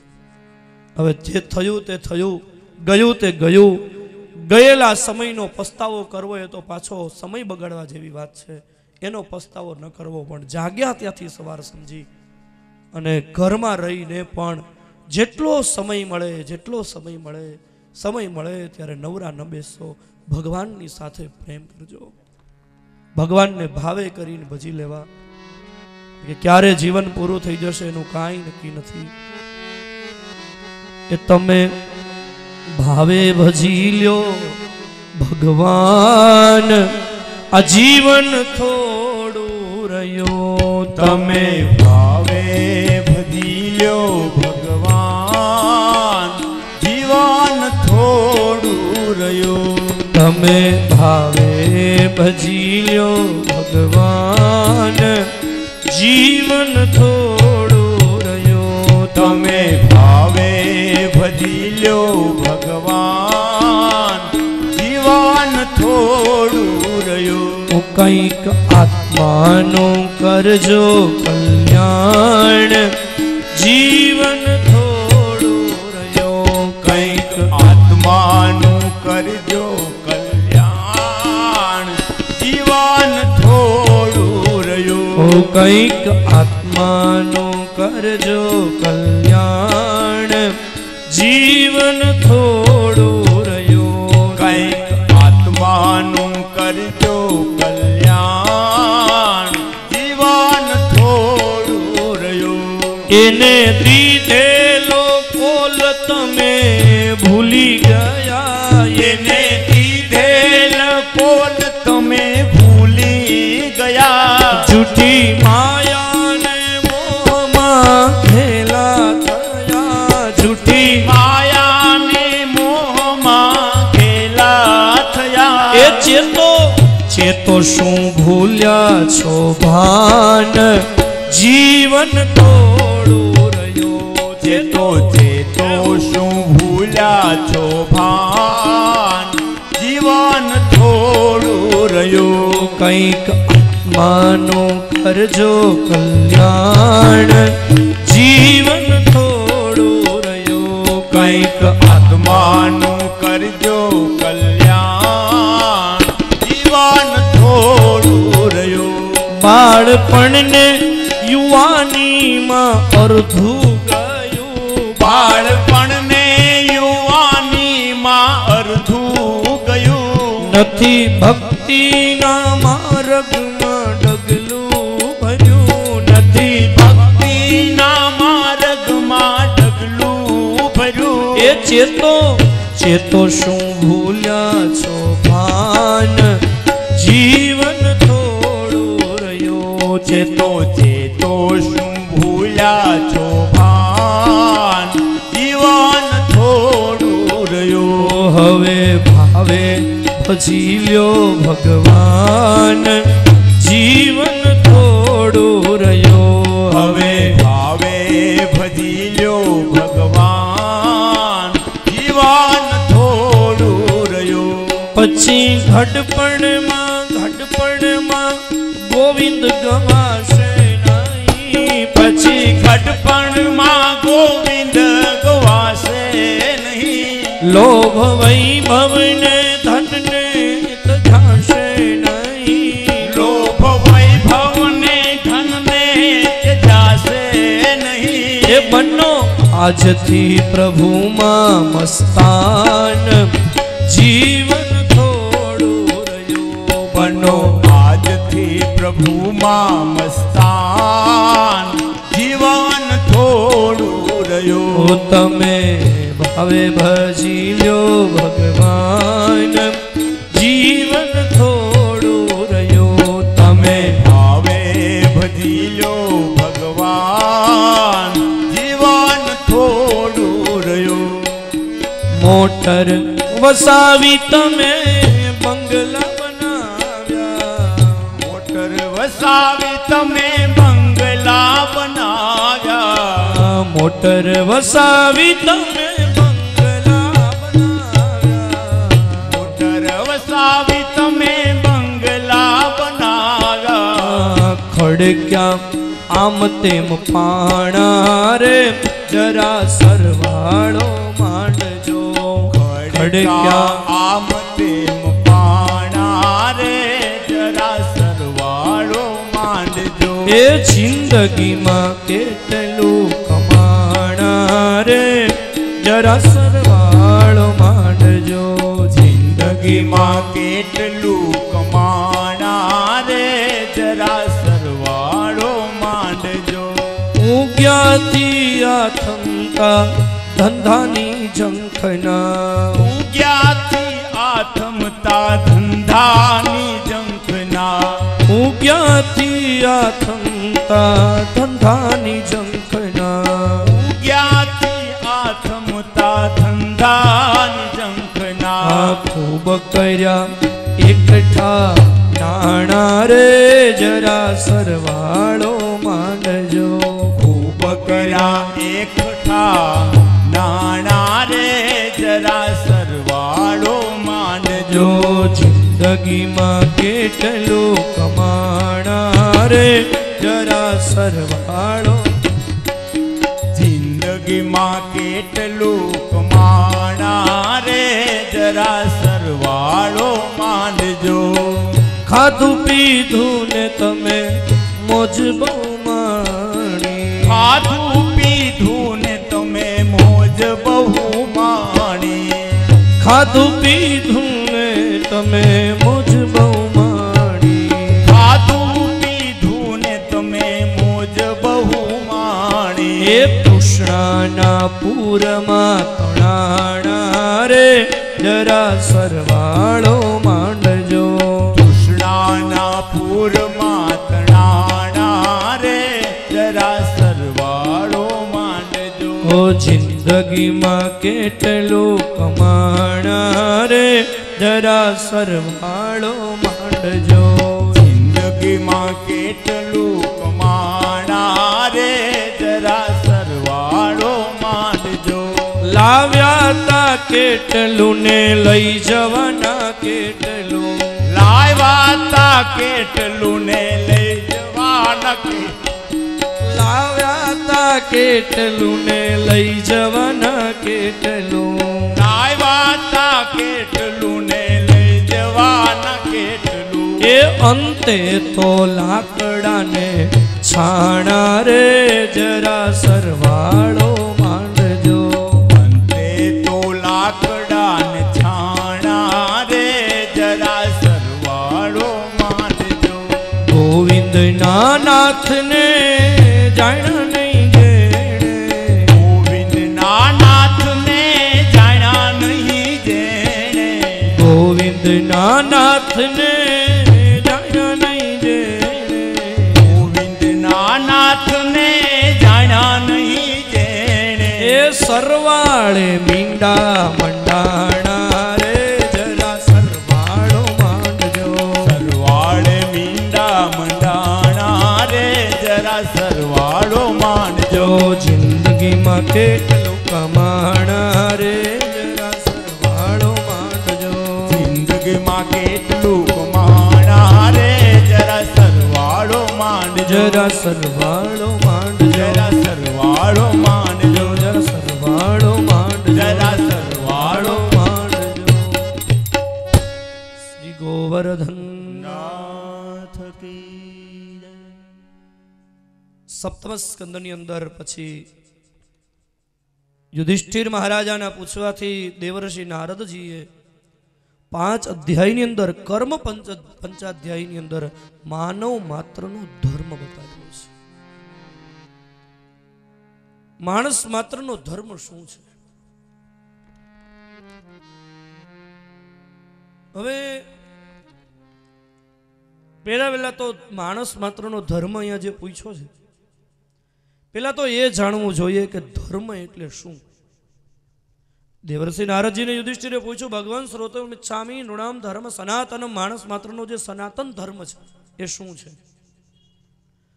હવે મોટા ભાગના લોકો ધર્મ એટલે એવું માને છે કે કપાળમાં તિલક કરવું, મંદિરે જવું, ભગવાનના દર્શન કરવા, ભગવાનનું ભજન કરવું એ ધર્મ. સમજવાનો પ્રયત્ન કરજો. ધર્મનો એ અર્થ છે ને એ એક જેને સામાન્ય અર્થ કહી શકાય, પણ વાલ્મીકી રામાયણની અંદર પ્રસંગ છે, ધર્મસ્ય તત્વમ નિહિતમ ગુહાયા. ધર્મનું તત્વ અત્યંત ગહન છે. ધર્મસ્ય તત્વમ નિહિતમ ગુહાયા. ધર્મને સમજવો બહુ કઠિન છે. ધર્મ એટલે કોઈ તિલક કરવું, મંદિરે જવું એ ધર્મ નથી. ધર્મ એટલે માણસનો ધર્મ શું? ધર્મનો અર્થ, સીધો અર્થ તમને સમજાવું. ધર્મ એટલે કર્તવ્ય. ધર્મ એટલે મારી ફરજ. માણસ તરીકેનું મારું કર્તવ્ય શું છે એ ધર્મ છે. આ હકીકતમાં આપણે છે ને ધર્મની વ્યાખ્યા બદલી નાખી. આપણે મંદિરે જઈએ, ભગવાનના દર્શન કરીએ એ બરાબર છે, થવું જ જોઈએ, એની ના નથી, પણ હકીકતમાં છે ને મંદિરે જવું, ઠાકોરજીની સેવા કરવી એ બધો છે ને એ અભ્યાસ છે. પછી મંદિરે જઈએ, દર્શન કરવા હવેલીએ જઈએ, ઠાકોરજીની સેવા કરીએ, એ વખતે જે આપણા વિચારો હોય, એ વખતે જે પ્રકારનું આપણું વર્તન હોય, એ વખતે જે પ્રકારે આપણી વાણી હોય, એ વખતે સેવા વખતે આપણો જે પ્રકારનો વ્યવહાર હોય, એવો વ્યવહાર, એવો વિવેક, એવી વાણીની પવિત્રતા, એવી આંખની કાનની પવિત્રતા 24 કલાક બની રહે એ ધર્મ છે. મંદિરે જવું એ અભ્યાસ છે કે ભાઈ આવી રીતે મારે 24 કલાક પસાર કરવાની છે. પણ બસ આપણે તો 5 મિનિટ મંદિરે જઈ આવ્યા, હવેલી જઈ આવ્યા, ઠાકોરજીની સેવા કરી લીધી એટલે કહેવાય ગયા ધાર્મિક. ધર્મ એ નથી. ધર્મ છે ને એને આપણે દવા બનાવી નાખી. હકીકતમાં ધર્મ દવા નથી, ધર્મ ઓક્સિજન છે. દવા તો જ્યારે બીમાર પડીએ ને ત્યારે જ લેવાની હોય, ઓક્સિજન 24 કલાક જોઈએ. બસ ધર્મ એવી રીતે, હું બોલું તો એમાંય ધર્મ હોય, હું ચાલું તો એમાંય ધર્મ હોય, ખાવા બેસું તો એમાંય ધર્મ હોય, હું કોઈની સાથે વાત કરતો હોય તો એમાંય ધર્મ હોય, મારા દરેક વ્યવહારની અંદર ધર્મ સમાયેલો હોય. એ હકીકતમાં કર્તવ્ય, હકીકતમાં ફરજ છે ને ધર્મ છે. અને દરેક વ્યક્તિ માટે ધર્મ જુદો જુદો હોય છે. સમજવાનો પ્રયત્ન કરજો. દરેક વ્યક્તિ માટે સ્થાન અને સંભાવના બદલે એટલે ધર્મ બદલે. ધર્મ એટલે કર્તવ્ય.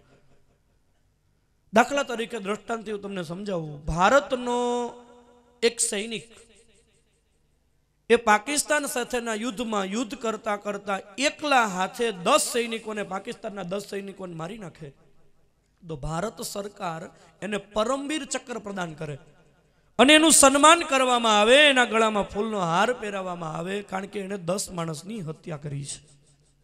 પણ એનો એ સૈનિક રજામાં ઘરે આવે અને પાડોશી સાથે કાંઈ ઝઘડો થાય ને એને પાડોશીને મારી નાખે તો સજા થાય કે શું થાય? તો એને સજા થાય. કેમ ભાઈ? હત્યા તો ત્યાંય કરી હતી, હત્યા તો અહીંયા કરી છે, ત્યાં પણ હત્યા છે, અહીંયા પણ હત્યા કરી છે, ત્યાં સન્માન થાય છે, અહીંયા સજા થાય છે. એનું કારણ એ છે ત્યાં હત્યા કરવી એનો ધર્મ હતો, અહીંયા હત્યા કરવી એનો ધર્મ નથી. સ્થાન અને સંભાવના બદલે એટલે માણસનું કર્તવ્ય બદલે છે. રામચરિત માનસમાં તમે જુઓ, જે ભગવાન રઘુનાથજી વિશ્વામિત્રના યજ્ઞની રક્ષા કરવા જાય છે એ જ ભગવાન લંકાકાંડમાં ઇન્દ્રજીતના યજ્ઞમાં વિઘ્ન કરવા જાય છે. તો કેમ ભાઈ? યજ્ઞની રક્ષા કરવી એ રામજીનો ધર્મ હતો, પણ વિશ્વામિત્રના યજ્ઞની રક્ષા કરવી એ કર્તવ્ય હતું. ઇન્દ્રજીતના યજ્ઞની નાશ કરવો એ કર્તવ્ય હતું. જો એનો યજ્ઞ પૂરો થઈ જાય તો સમગ્ર વિશ્વ મુશ્કેલીમાં મુકાય એમ હતો. તો એ વખતે એને હત્યા કરવી, ઇન્દ્રજીતના યજ્ઞનું વિઘ્ન કરવું એનો ધર્મ બની જતો હતો. જે રામજી રામ અવતાર વખતે 18 દોહરા રામચરિત માનસમાં બોલી અને પરશુરામજીના હાથમાંથી હથિયાર છોડાવે છે, એ જ ભગવાન શ્રી કૃષ્ણ જ્યારે કૃષ્ણ અવતાર લે ત્યારે અર્જુનની પાસે 18 અધ્યાયની ભગવદ્ ગીતા સંભળાવી અને અર્જુનના હાથમાં હથિયાર લેવડાવે છે. આનું કારણ શું છે? ભગવાને ભગવદ્ ગીતા સંભળાવીને અર્જુનની પાસે કેટલી મોટી જબરજસ્ત હિંસા કરાવી નાખી, તમે વિચાર તો કરો. અને કેટલો મોટો પ્રચંડ વિનાશ થઈ ગયો. તો શું વિનાશ કરવો એ હિંસા કરવી એ ધર્મ છે? પણ ત્યાં અર્જુનને વિનાશ કરવો એ ધર્મ બનતો હતો. કારણ કે કોઈ માણસને ગેંગરીનનો રોગ થયો હોય ને તો ડૉક્ટર પાસે જાય ને તો ડૉક્ટર એમ કે ગેંગરીન છે, જો આનો પગ કાપી નાખવામાં નહીં આવે તો આખા શરીરમાં સડો આવશે, એટલે આનો આટલો પગ કાપવો જરૂરી છે. એ વખતે ડૉક્ટર એમ કે ના ના હો, આવી જીવ હિંસા કરાય નહીં, કોઈનો પગ કપાય નહીં તો ન ચાલે, કાપવો જ પડે પગ, નહીંતર આખો શરીર સડી જાય. એમ એ વખતે આખું ભારતનું આર્યાવર્ત આખું બગડી જાય. એ બગડતા પહેલા થોડોક સડો કાઢવો જરૂરી હતો, એટલે ભગવાને અર્જુનના હાથમાં હથિયાર લેવડાવીને જીવ હિંસા કરાવી છે. કારણ કે અર્જુનનો સ્થાયી ભાવ હિંસાનો નહોતો. અર્જુન તો છે ને એની પહેલા કેટલા યુદ્ધ ખેલો છે, પણ જ્યારે પોતાના સગા સંબંધીને સામા જોયા ને એટલે અર્જુનને પછી જ્ઞાન પ્રગટ્યું, કહો આ બધી હિંસા થોડી કરાય, જીવ હિંસા કરી નાખે તો મારું કુટુંબ વર્ણશંકર થઈ જશે, મારા સંતાનો નબળા થશે, આવું બધું અર્જુનજી બોલવા માંડે. ભગવાનને ખબર હતી કે અર્જુનને અત્યારે અહિંસાનો ભાવ નથી, અર્જુનને પોતાના સગા સંબંધી પ્રત્યેનો મોહ આવ્યો છે. કોઈ એક મોટો ન્યાયાધીશ હોય અને એ ફાંસીની સજા આપવા માટે પ્રસિદ્ધ હોય, પ્રખ્યાત હોય, જ્યાં કોઈ પણ ગુનેગાર આવે તો એને કેટલાયને એને ફાંસીની સજા કરી દીધી હોય અને જગતમાં એનું મોટું નામ હોય. પણ એનો એ ન્યાયાધીશની કોર્ટમાં પોતાનો દીકરો આવે અને દીકરાને ફાંસીની સજા આપવાની થાય તે દિવસે ન્યાયાધીશને જ્ઞાન પ્રગટે કે ઓહો એ જીવ હિંસા થોડી કરાય, તો માનવ હિંસા કહેવાય, આવો ન્યાય તો થવો જ ન જોઈએ, એ થોડો ધર્મ છે. એ વખતે એનો અહિંસાનો ભાવ નથી, એ તો ખાલી અહિંસાની વાણી બોલાય છે. બાકી ન્યાયાધીશનો અંદરનો ભાવ શું છે? પોતાનો દીકરો સામો આવ્યો છે. એમ સગા સંબંધીઓને જોયા એટલે અર્જુનને જ્ઞાન પ્રગટી ગયું કે આ બધાને મારે નથી મારવા. અને એ વખતે ભગવાને અર્જુનને ભગવદ્ ગીતા સંભળાવી, આ તારો મોહ છે, તારો તું ક્ષત્રિય છો અને ક્ષત્રિયનો સ્થાયી ભાવ હિંસાનો હોય છે, અહિંસાનો નહીં. અને એ વાત તો એટલા માટે જ મહાત્મા ગાંધીએ ભગવદ્ ગીતાને મોહ નિરસન યોગ નામ આપ્યું છે. અને એ વાત તો છેલ્લે અર્જુનજી પણ ભગવાનની પાસે બોલ્યા છે કે તમે મને આ સંભળાયું તો નષ્ટો મોહ સ્મૃતિર્લબ્ધા તત્પ્રસાદાન મયાચ્યુત સ્થિતોસ્મિ ગત સંદેહ કરી સે વચનમ તવ, પ્રભુ મારો મોહ ટળી ગયો. તો એ વખતે હિંસા કરાવી એ ધર્મ. મહાભારત વાંચો ને તો ખબર પડે ધર્મ શું વસ્તુ છે. મહાભારતમાં છે ને પાંડવો અને કૌરવો છે ને બધા ભેગા ભણ્યા, પણ મહાભારતમાં પ્રકરણ છે કૌરવો અને પાંડવો ગુરુ દ્રોણના આશ્રમમાં જ્યારે ભણવા જતા ને ત્યારે ભણ્યા બધા સાથે, પણ કૌરવો એવા ને એવા ઠોઠના ઠોઠ રહ્યા અને પાંડવો એટલા બધા બાણાવળી થઈ ગયા. ત્યારે દુર્યોધનને ખબર પડી કે યુદ્ધ થવાનું, ત્યારે એણે કર્ણને વાત કરી કે આપણી પાસે એવા બે અમોઘ શસ્ત્રો હોય કે બધાને તો હરાવી શકાશે, પણ શ્રી કૃષ્ણ અને અર્જુનને મારી શકાય એવા અમોઘ શસ્ત્રો આપણને મળે, એના માટે શું કરવું જોઈએ? તો કોઈએ કહ્યું કે પરશુરામજી એક એવા ગુરુ છે કે એની પાસેથી એવી વિદ્યા પ્રાપ્ત થઈ શકે કે જેનાથી શ્રી કૃષ્ણ અને અર્જુન બંનેને મારી શકાય. પણ પરશુરામજી તો ક્ષત્રિયનો કાળ, એ તો બ્રાહ્મણો એને અત્યંત પ્રિય, ક્ષત્રિયને તો વિદ્યા આપે નહીં, કારણ કે ક્ષત્રિયના તો એ દુશ્મન છે. તો હવે કરવું શું? કર્ણ અને દુર્યોધને કહ્યું તો બ્રાહ્મણના વેશમાં પરશુરામજી પાસેથી વિદ્યા શીખી આવો. એ કર્ણ બ્રાહ્મણના વેશમાં પરશુરામજીની પાસે આવે છે વંદન કરીને એમ કહે છે કે બાપજી, હું બ્રાહ્મણનો પુત્ર છું, મારે આપની પાસેથી વિદ્યા શીખવી છે, એટલે ગુરુનો તો ધર્મ છે કે શીખવવું. તો પરશુરામજીએ કહ્યું, કાંઈ વાંધો નહીં, હું તને શીખવીશ વિદ્યા. એ પરશુરામજીની પાસેથી કર્ણએ કપટ કરી અને 2 અમોઘ શસ્ત્રો લઈ લીધા. એકથી અર્જુનને મારી શકાય ને એકથી શ્રી કૃષ્ણને મારી શકાય. બીજા દિવસે આ શસ્ત્ર મળી ગયા એટલે કર્ણને ખબર પડી ગઈ કે હવે આપણે કામ થઈ ગયું. એટલે બીજા દિવસે કર્ણ જવાનો હતો, એની આગલી રાતે એક ઘટના ઘટી જાય છે. પરશુરામજી એ કર્ણના ખોળામાં માથું મૂકી અને સૂતા છે. એ વખતે બરાબર ભગવાનને ખબર પડી કે હવે જો આ શસ્ત્રોને નિષ્ફળ કરવા હોય તો આમાં કંઈક કપટ કરવું પડે. એટલે ભગવાને ઇન્દ્રને આજ્ઞા કરી. ઇન્દ્રએ ભમરો બની અને કર્ણના સાથળમાં ડંખ દીધો. કર્ણે વિચાર કર્યો, જો ઊભો થઈશ તો ગુરુદેવની ઊંઘમાં વિક્ષેપ થશે અને આ ભમરો મને ડંખ આપે છે, શું કરવું? કર્ણે વિચાર કર્યો, ના, ઊભા નથી થવું. હજી તો કુરુક્ષેત્રના મેદાનમાં બાણની વેદના સહન કરવાની. હવે એમાં ભમરો ડંખ દે, એમાં ક્યાં મોટી વાત છે? કર્ણ બેસી રહ્યો, પણ ભમરો ડંખ આપતા આપતા કર્ણના સાથળમાં પ્રવેશ કરી જાય છે ને એ વખતે કર્ણના સાથળમાંથી રુધિરની ધારા નીકળે છે અને એ કર્ણનું લોહી આમ રેડાતું આવે છે પરશુરામજી સૂતા છે એની પીઠ સુધી. અને પીઠમાં જ્યાં ગરમ લોહીનો સ્પર્શ થયો ત્યાં તો એકદમ પરશુરામજી જાગી ગયા. જોયું આ શું છે? ત્યાં તો લોહીનો રેલો જોયો. પરશુરામજીએ કર્ણને કહ્યું, આટલું બધું રુધિર કેમ? કાંઈ નહીં બાપજી, ખબર નહીં, એ તો ભમરો ડંખ આપતો હતો. પરશુરામજીએ કહ્યું, આટલો તને ભમરો ડંખ આપે ને હજી તું બેસી રહ્યો?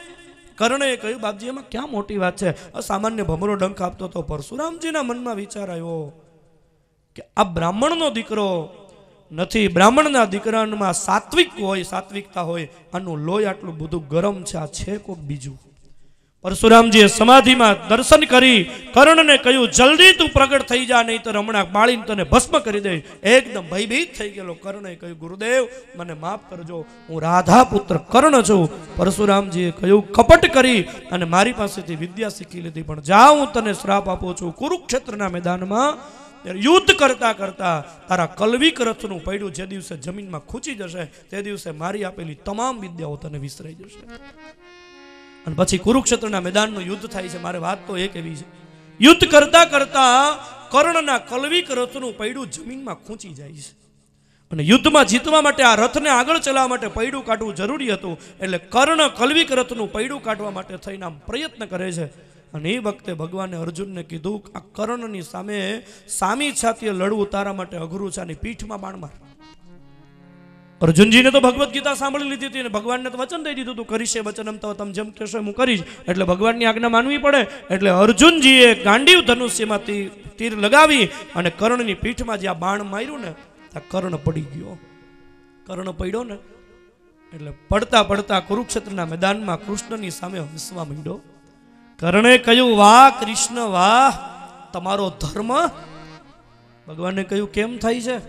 કર્ણએ કહ્યું કે હમણાં હજી ઉભા અર્જુનની પાસે જ્ઞાન આપતા હતા કે યદા યદા હિ ધર્મસ્ય ગ્લાનિર્ભવતિ ભારત અભ્યુત્થાનમ ધર્મસ્ય તદાત્માનમ સૃજામ્યહમ પરિત્રાણાય સાધુનામ વિનાશાય ચ દુષ્કૃતામ ધર્મ સંસ્થાપનાર્થાય સંભવામિ યુગે યુગે. હું ધર્મનું સ્થાપન કરવા માટે યુગે યુગે અવતાર ધારણ કરું છું. આ તમારો ધર્મ છે? ક્ષત્રિયનો ધર્મ એમ કહે છે કે લડવું હોય તો સામી છાતીએ લડી લેવાય, પીઠમાં બાણ મારવું એ મોટો અધર્મ છે અને તમે આ અધર્મ કર્યો. ભગવાન ખડખડાટ હસવા માંડ્યા. વાહ કર્ણ વાહ, બહુ સરસ, મરતા મરતા ધર્મ યાદ આવે છે. ભગવાને કર્ણને કહ્યું, તે દિવસે બિચારી એકલી દ્રૌપદી અને તમે 100 કૌરવો, 101મો તું અને 102મો શકુની અને દ્રૌપદીની મર્યાદાનું ખંડન કરવાનો પ્રયત્ન થતો હતો અને દુર્યોધનની સાથે ખડખડાટ હસતો હતો. તે દિવસે તારો ધર્મ ક્યાં ગયો તો? અત્યારે મરતા મરતા ધર્મ યાદ આવે છે. ભીમસેનને લાડવામાં ઝેર નાખી અને ભીમસેનને મારી નાખવાનો પ્રયત્ન કર્યો અને ભીમસેનને ખબર નહીં અને ઝેરવાળા લાડુ ભીમસેનને તમે ખવડાવી દીધા. ત્યારે તારો ધર્મ ક્યાં ગયો તો? અને અત્યારે મરતા મરતા ધર્મ યાદ આવે છે. તે દિવસે લાક્ષાગ્રહ વારણાવર ક્ષેત્રની અંદર નિર્માણ કરવું હતું, ત્યારે વારણાવર ક્ષેત્રનું લાક્ષાગ્રહ નિર્માણ કરવા માટે તું જ ગયો હતો અને પાંડવોને જીવતે જીવતા બાળીને ભડથું કરી દેવાતા. તે દિવસે તું આ ષડયંત્રમાં સહભાગી બન્યો હતો. તે દિવસે તારો ધર્મ ક્યાં ગયો હતો? અને અત્યારે મરતા મરતા ધર્મ યાદ આવે છે. ભગવાને કહ્યું કે હજી થોડા સમય પહેલા મહાભારતનું યુદ્ધ ચાલુ હતું અને દક્ષિણ દેશની અંદર તમે બીજા યોદ્ધાઓને મોકલી દીધા અને કપટ કરીને મને અને અર્જુનને દક્ષિણમાં યુદ્ધ કરવા મોકલા અને પાછળથી તમે બધાએ 7 કોઠાનું યુદ્ધ રચ્યું.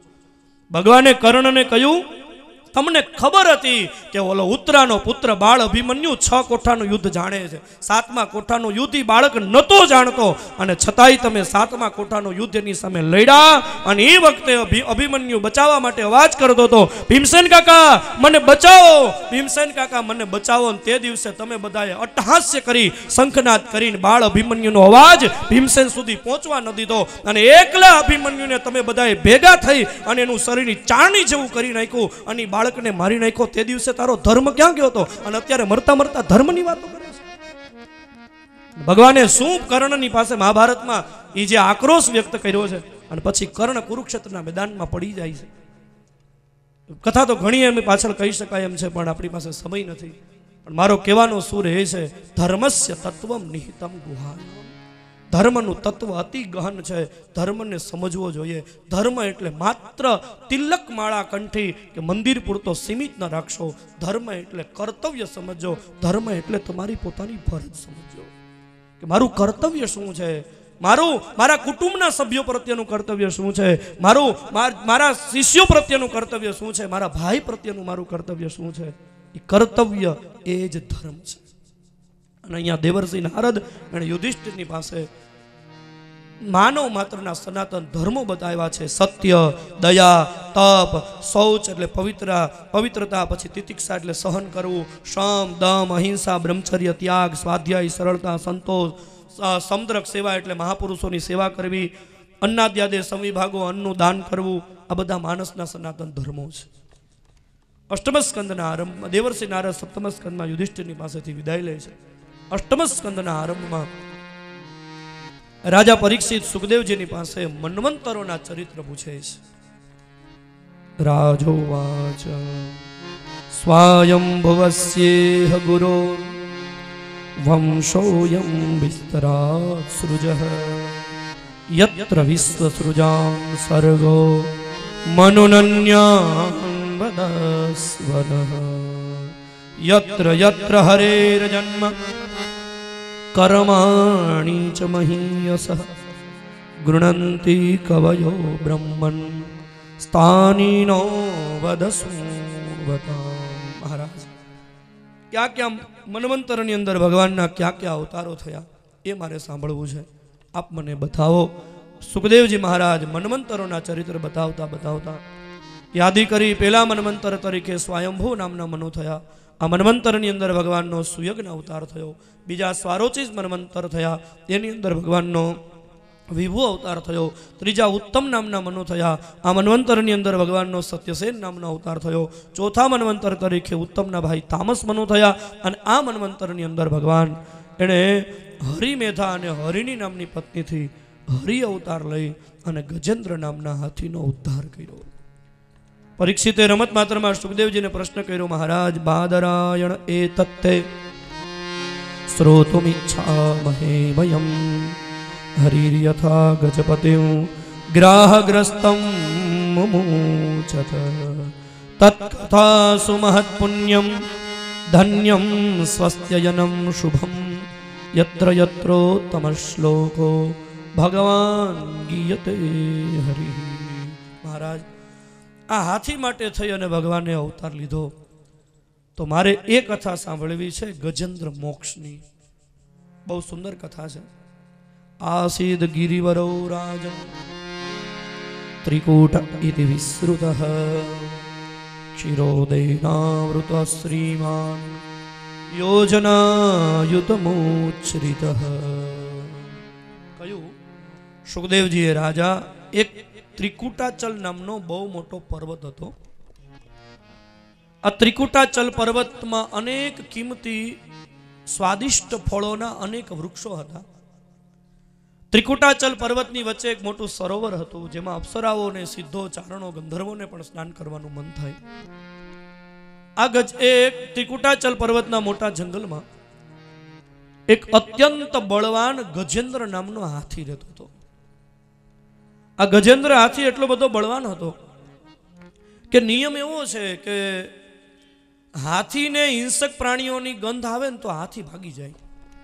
પણ આ ગજેન્દ્ર હાથીની બાબતમાં ઉલટું હતું. યદ ગંધ માત્રા દરયો ગજેન્દ્ર વ્યાઘ્રાદયો વ્યાલ મૃગા સખંગા મહોરગાશ્ચાપી ભયા દ્રવંતી સગોર કૃષ્ણ શરભાશ્ચમર્યઃ. આ ગજેન્દ્ર હાથી એટલો બધો બળવાન હતો કે સિંહ વાઘ જેવા હિંસક પ્રાણીઓને ગજેન્દ્ર હાથી આવે છે એવી ગંધ આવે ને તો સિંહ અને વાઘ પણ જંગલ છોડી છોડીને ભાગવા માંડે. આટલો બળવાન ગજેન્દ્ર હાથી પોતાના પરિવારની સાથે રહેતો હતો. એમાં એક વખત ગજેન્દ્ર હાથી પોતાના પરિવાર સાથે ફરવા નીકળ્યો. પોતાના બળનું પોતાના સામર્થ્યનું ગજેન્દ્રને એટલું બધું અભિમાન હતું કે ગજેન્દ્ર પોતાની સૂંઢથી અનેક વૃક્ષોને મૂળમાંથી ઉખેડીને છિન્ન ભિન્ન કરતો ગજેન્દ્ર હાથી એ સરોવરમાં પાણી પીવા માટે થઈને આવે છે. પોતાના પરિવાર સાથે ગજેન્દ્ર હાથીએ નાતની અને મદનિયાઓએ બધાએ સરોવરનું જળ પીધું અને પછી ગજેન્દ્ર હાથીનો નિયમ છે પાણી પીને જતો ન રહે, જે પાણી પીવે એ ડખોળી નાખે. ગજેન્દ્ર હાથી પોતાના પરિવાર સાથે સરોવરમાં પડ્યો. સરોવરમાં ગજેન્દ્ર હાથી આનંદ કરે, પોતાની સૂંઢથી પાણી લઈ હાથની ઉપર નાખે, હાથની પોતાની સૂંઢથી પાણી લઈ હાથી ઉપર પાણી નાખે, મદનિયાઓ એકાબીજા ઉપર પાણી ઉછાળે. આખા સરોવરના પાણીને એવું હિલોળે ચડાયું. આમથી આમ આમથી આમ નાના નાના મગરમચ્છો, નાના નાના જે જીવજંતુઓ હતા એ બધાય ગજેન્દ્રના ભયથી સરોવરમાંથી બહાર નીકળી અને જંગલના માર્ગે જવા માંડ્યા. ગજેન્દ્ર હાથી સરોવરમાં એવું પાણી ડખોળી નાખ્યું, આનંદ કિલ્લોલ કરતો હતો. કેટલોય સમય સુધી ગજેન્દ્ર સરોવરમાં રહે છે. એમાં અચાનક ગજેન્દ્ર હાથીને એવું લાગ્યું કે પાણીમાં કોઈ એનો પગ પકડે છે. ગજેન્દ્રને વિચાર આવ્યો, તાકાત નથી કે મારા પગને કોઈ સ્પર્શ કરી શકે. ના છે કોણ? ગજેન્દ્રે દ્રષ્ટિ કરી, એક ભયંકર મગર એને ગજેન્દ્ર હાથીના પગને પોતાના મોઢામાં લઈ લીધો છે.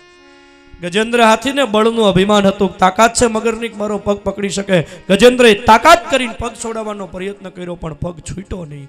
ગજેન્દ્રને લાગ્યું કે હું જેટલું ધારું છું એટલું કામ સહેલું નથી.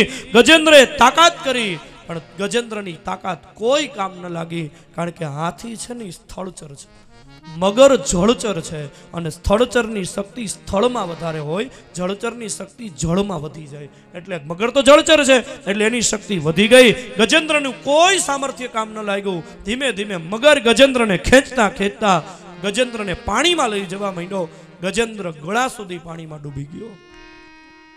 હવે હાથણી અને મદનિયાઓએ જોયું કે ગજેન્દ્ર હવે વધારે જીવવાનો નથી, કારણ કે એનું સામર્થ્ય હવે કામ લાગતું નથી, એટલે ગજેન્દ્ર હવે બચવાનો નથી.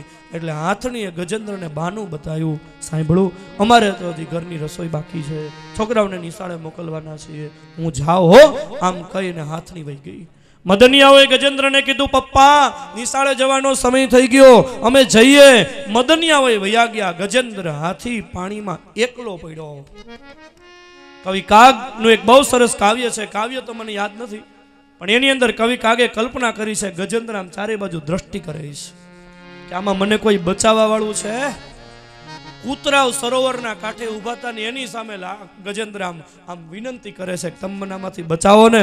ત્યારે કૂતરાઓ ગજેન્દ્રને કીધું, મરી જા ગજ તું હસતો હસતો, હવે હસતા હસતા મરી જા, તને કોઈ બચાવવા વાળું નથી. ગજેન્દ્રને ખબર પડી ગઈ કે હવે આમાં મારું કોઈ નથી. સજ્જનો, આ કથા સુખદેવજી મહારાજ પરીક્ષિતને કહે છે અને શું કામ કહે છે? પરીક્ષિતની મુક્તિ કરાવી છે, પરીક્ષિતના મૃત્યુને સુધારવું છે. અને આ દેશના પરમહંસ ચક્ર ચૂડામણી સુખદેવજી એની કહે પરીક્ષિતની પાસે એક હાથીની ને હાથણીની ને મદનિયાઓની વાર્તાનો કે છે. વાર્તા મજા આવે એવી, પણ એ હકીકતમાં આ હાથીની વાત નથી, આ વાત આપણી છે. ત્રિકુટાચલ નામનો પર્વત એટલે સત્વગુણ, રજોગુણ અને તમોગુણ, આ ત્રિગુણથી આવૃત આ માનવ શરીર છે ને ત્રિકુટાચલ નામનો પર્વત છે. એની અંદર ગજેન્દ્ર નામનો હાથી એટલે આ જીવ, એ ગજેન્દ્ર નામનો હાથી છે.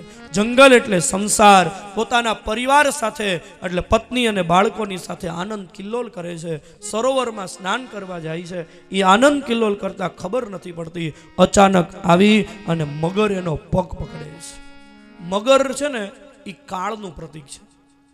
આપણે ત્યાં કામીમાં કામી પક્ષી જો ગણાતો હોય તો કબૂતર, કામીમાં કામી પ્રાણી જો ગણાતો હોય તો હાથી, અને મગર સિંહ, આ બેયને આપણા પુરાણોની અંદર કાળનું પ્રતીક માનવામાં આવે છે. સિંહ અને મગર જ્યાં જ્યાં આવે એ બધા કાળના પ્રતીકો છે. સિંહ તો કાળનું પ્રતીક જ કહેવાય ને. એક જગ્યાએ સર્કસ હાલતું હતું ને તો સર્કસની અંદર પિંજરામાં સિંહ હતો ને બધાય પ્રેક્ષકો બધાય જોતા હતા, સિંહનો ખેલ જોતા હતા. ને એમાં સિંહ પિંજરામાંથી બહાર નીકળો અને પછી ગુરુ જોવાવાળાએ જે ખેલ કર્યા છે જે સિંહ અંદર હતો ત્યાં સુધી વાંધો નહીં, પણ જેવો સિંહ પિંજરામાં બહાર નીકળો ને જોવાવાળાએ જે ખેલ કર્યા કોઈ દી ન કરે એવા ખેલ કરે. દોડી દોડીને દોયડા ઉપર ચડી ગયા, બધા દોયડા ઉપર હાલવા માંડ્યા. કારણ કે પછી સિંહ બહાર નીકળે એ કઈ બહાર રહેવા હારાવટ રહેવા દે. એમ કાળનું પ્રતીક છે સિંહ, અને મગર પણ કાળનું પ્રતીક છે. એ મગરનો અર્થ છે કાળ, એટલે મૃત્યુ. મૃત્યુ આવે ને પેલા પગથી પકડે, પેલા પગની શક્તિ ઓછી થવા માંડે ને એટલે સમજી લેવાનું કાળે પગ પકડી લીધો છે. પેલા મૃત્યુ છે ને એ લગભગ પગથી પકડે, પેલા ગોઠણનો વાહ થાય. ગોઠણનો વાહ થાય ને એટલે સમજી લેવાનું કે મૃત્યુએ પગ પકડ્યો ને પછી તમે ગમે એટલા પ્રયત્ન કરો ને પછી વાહને દૂર કરવા માટે થઈને કેરોસીન લગાડો, કેરોસીન ઉપર દિવાસળી મૂકો કે પછી કેરોસીન પી જાઓ, પણ છતાંય કાળ પગ મૂકે નહીં.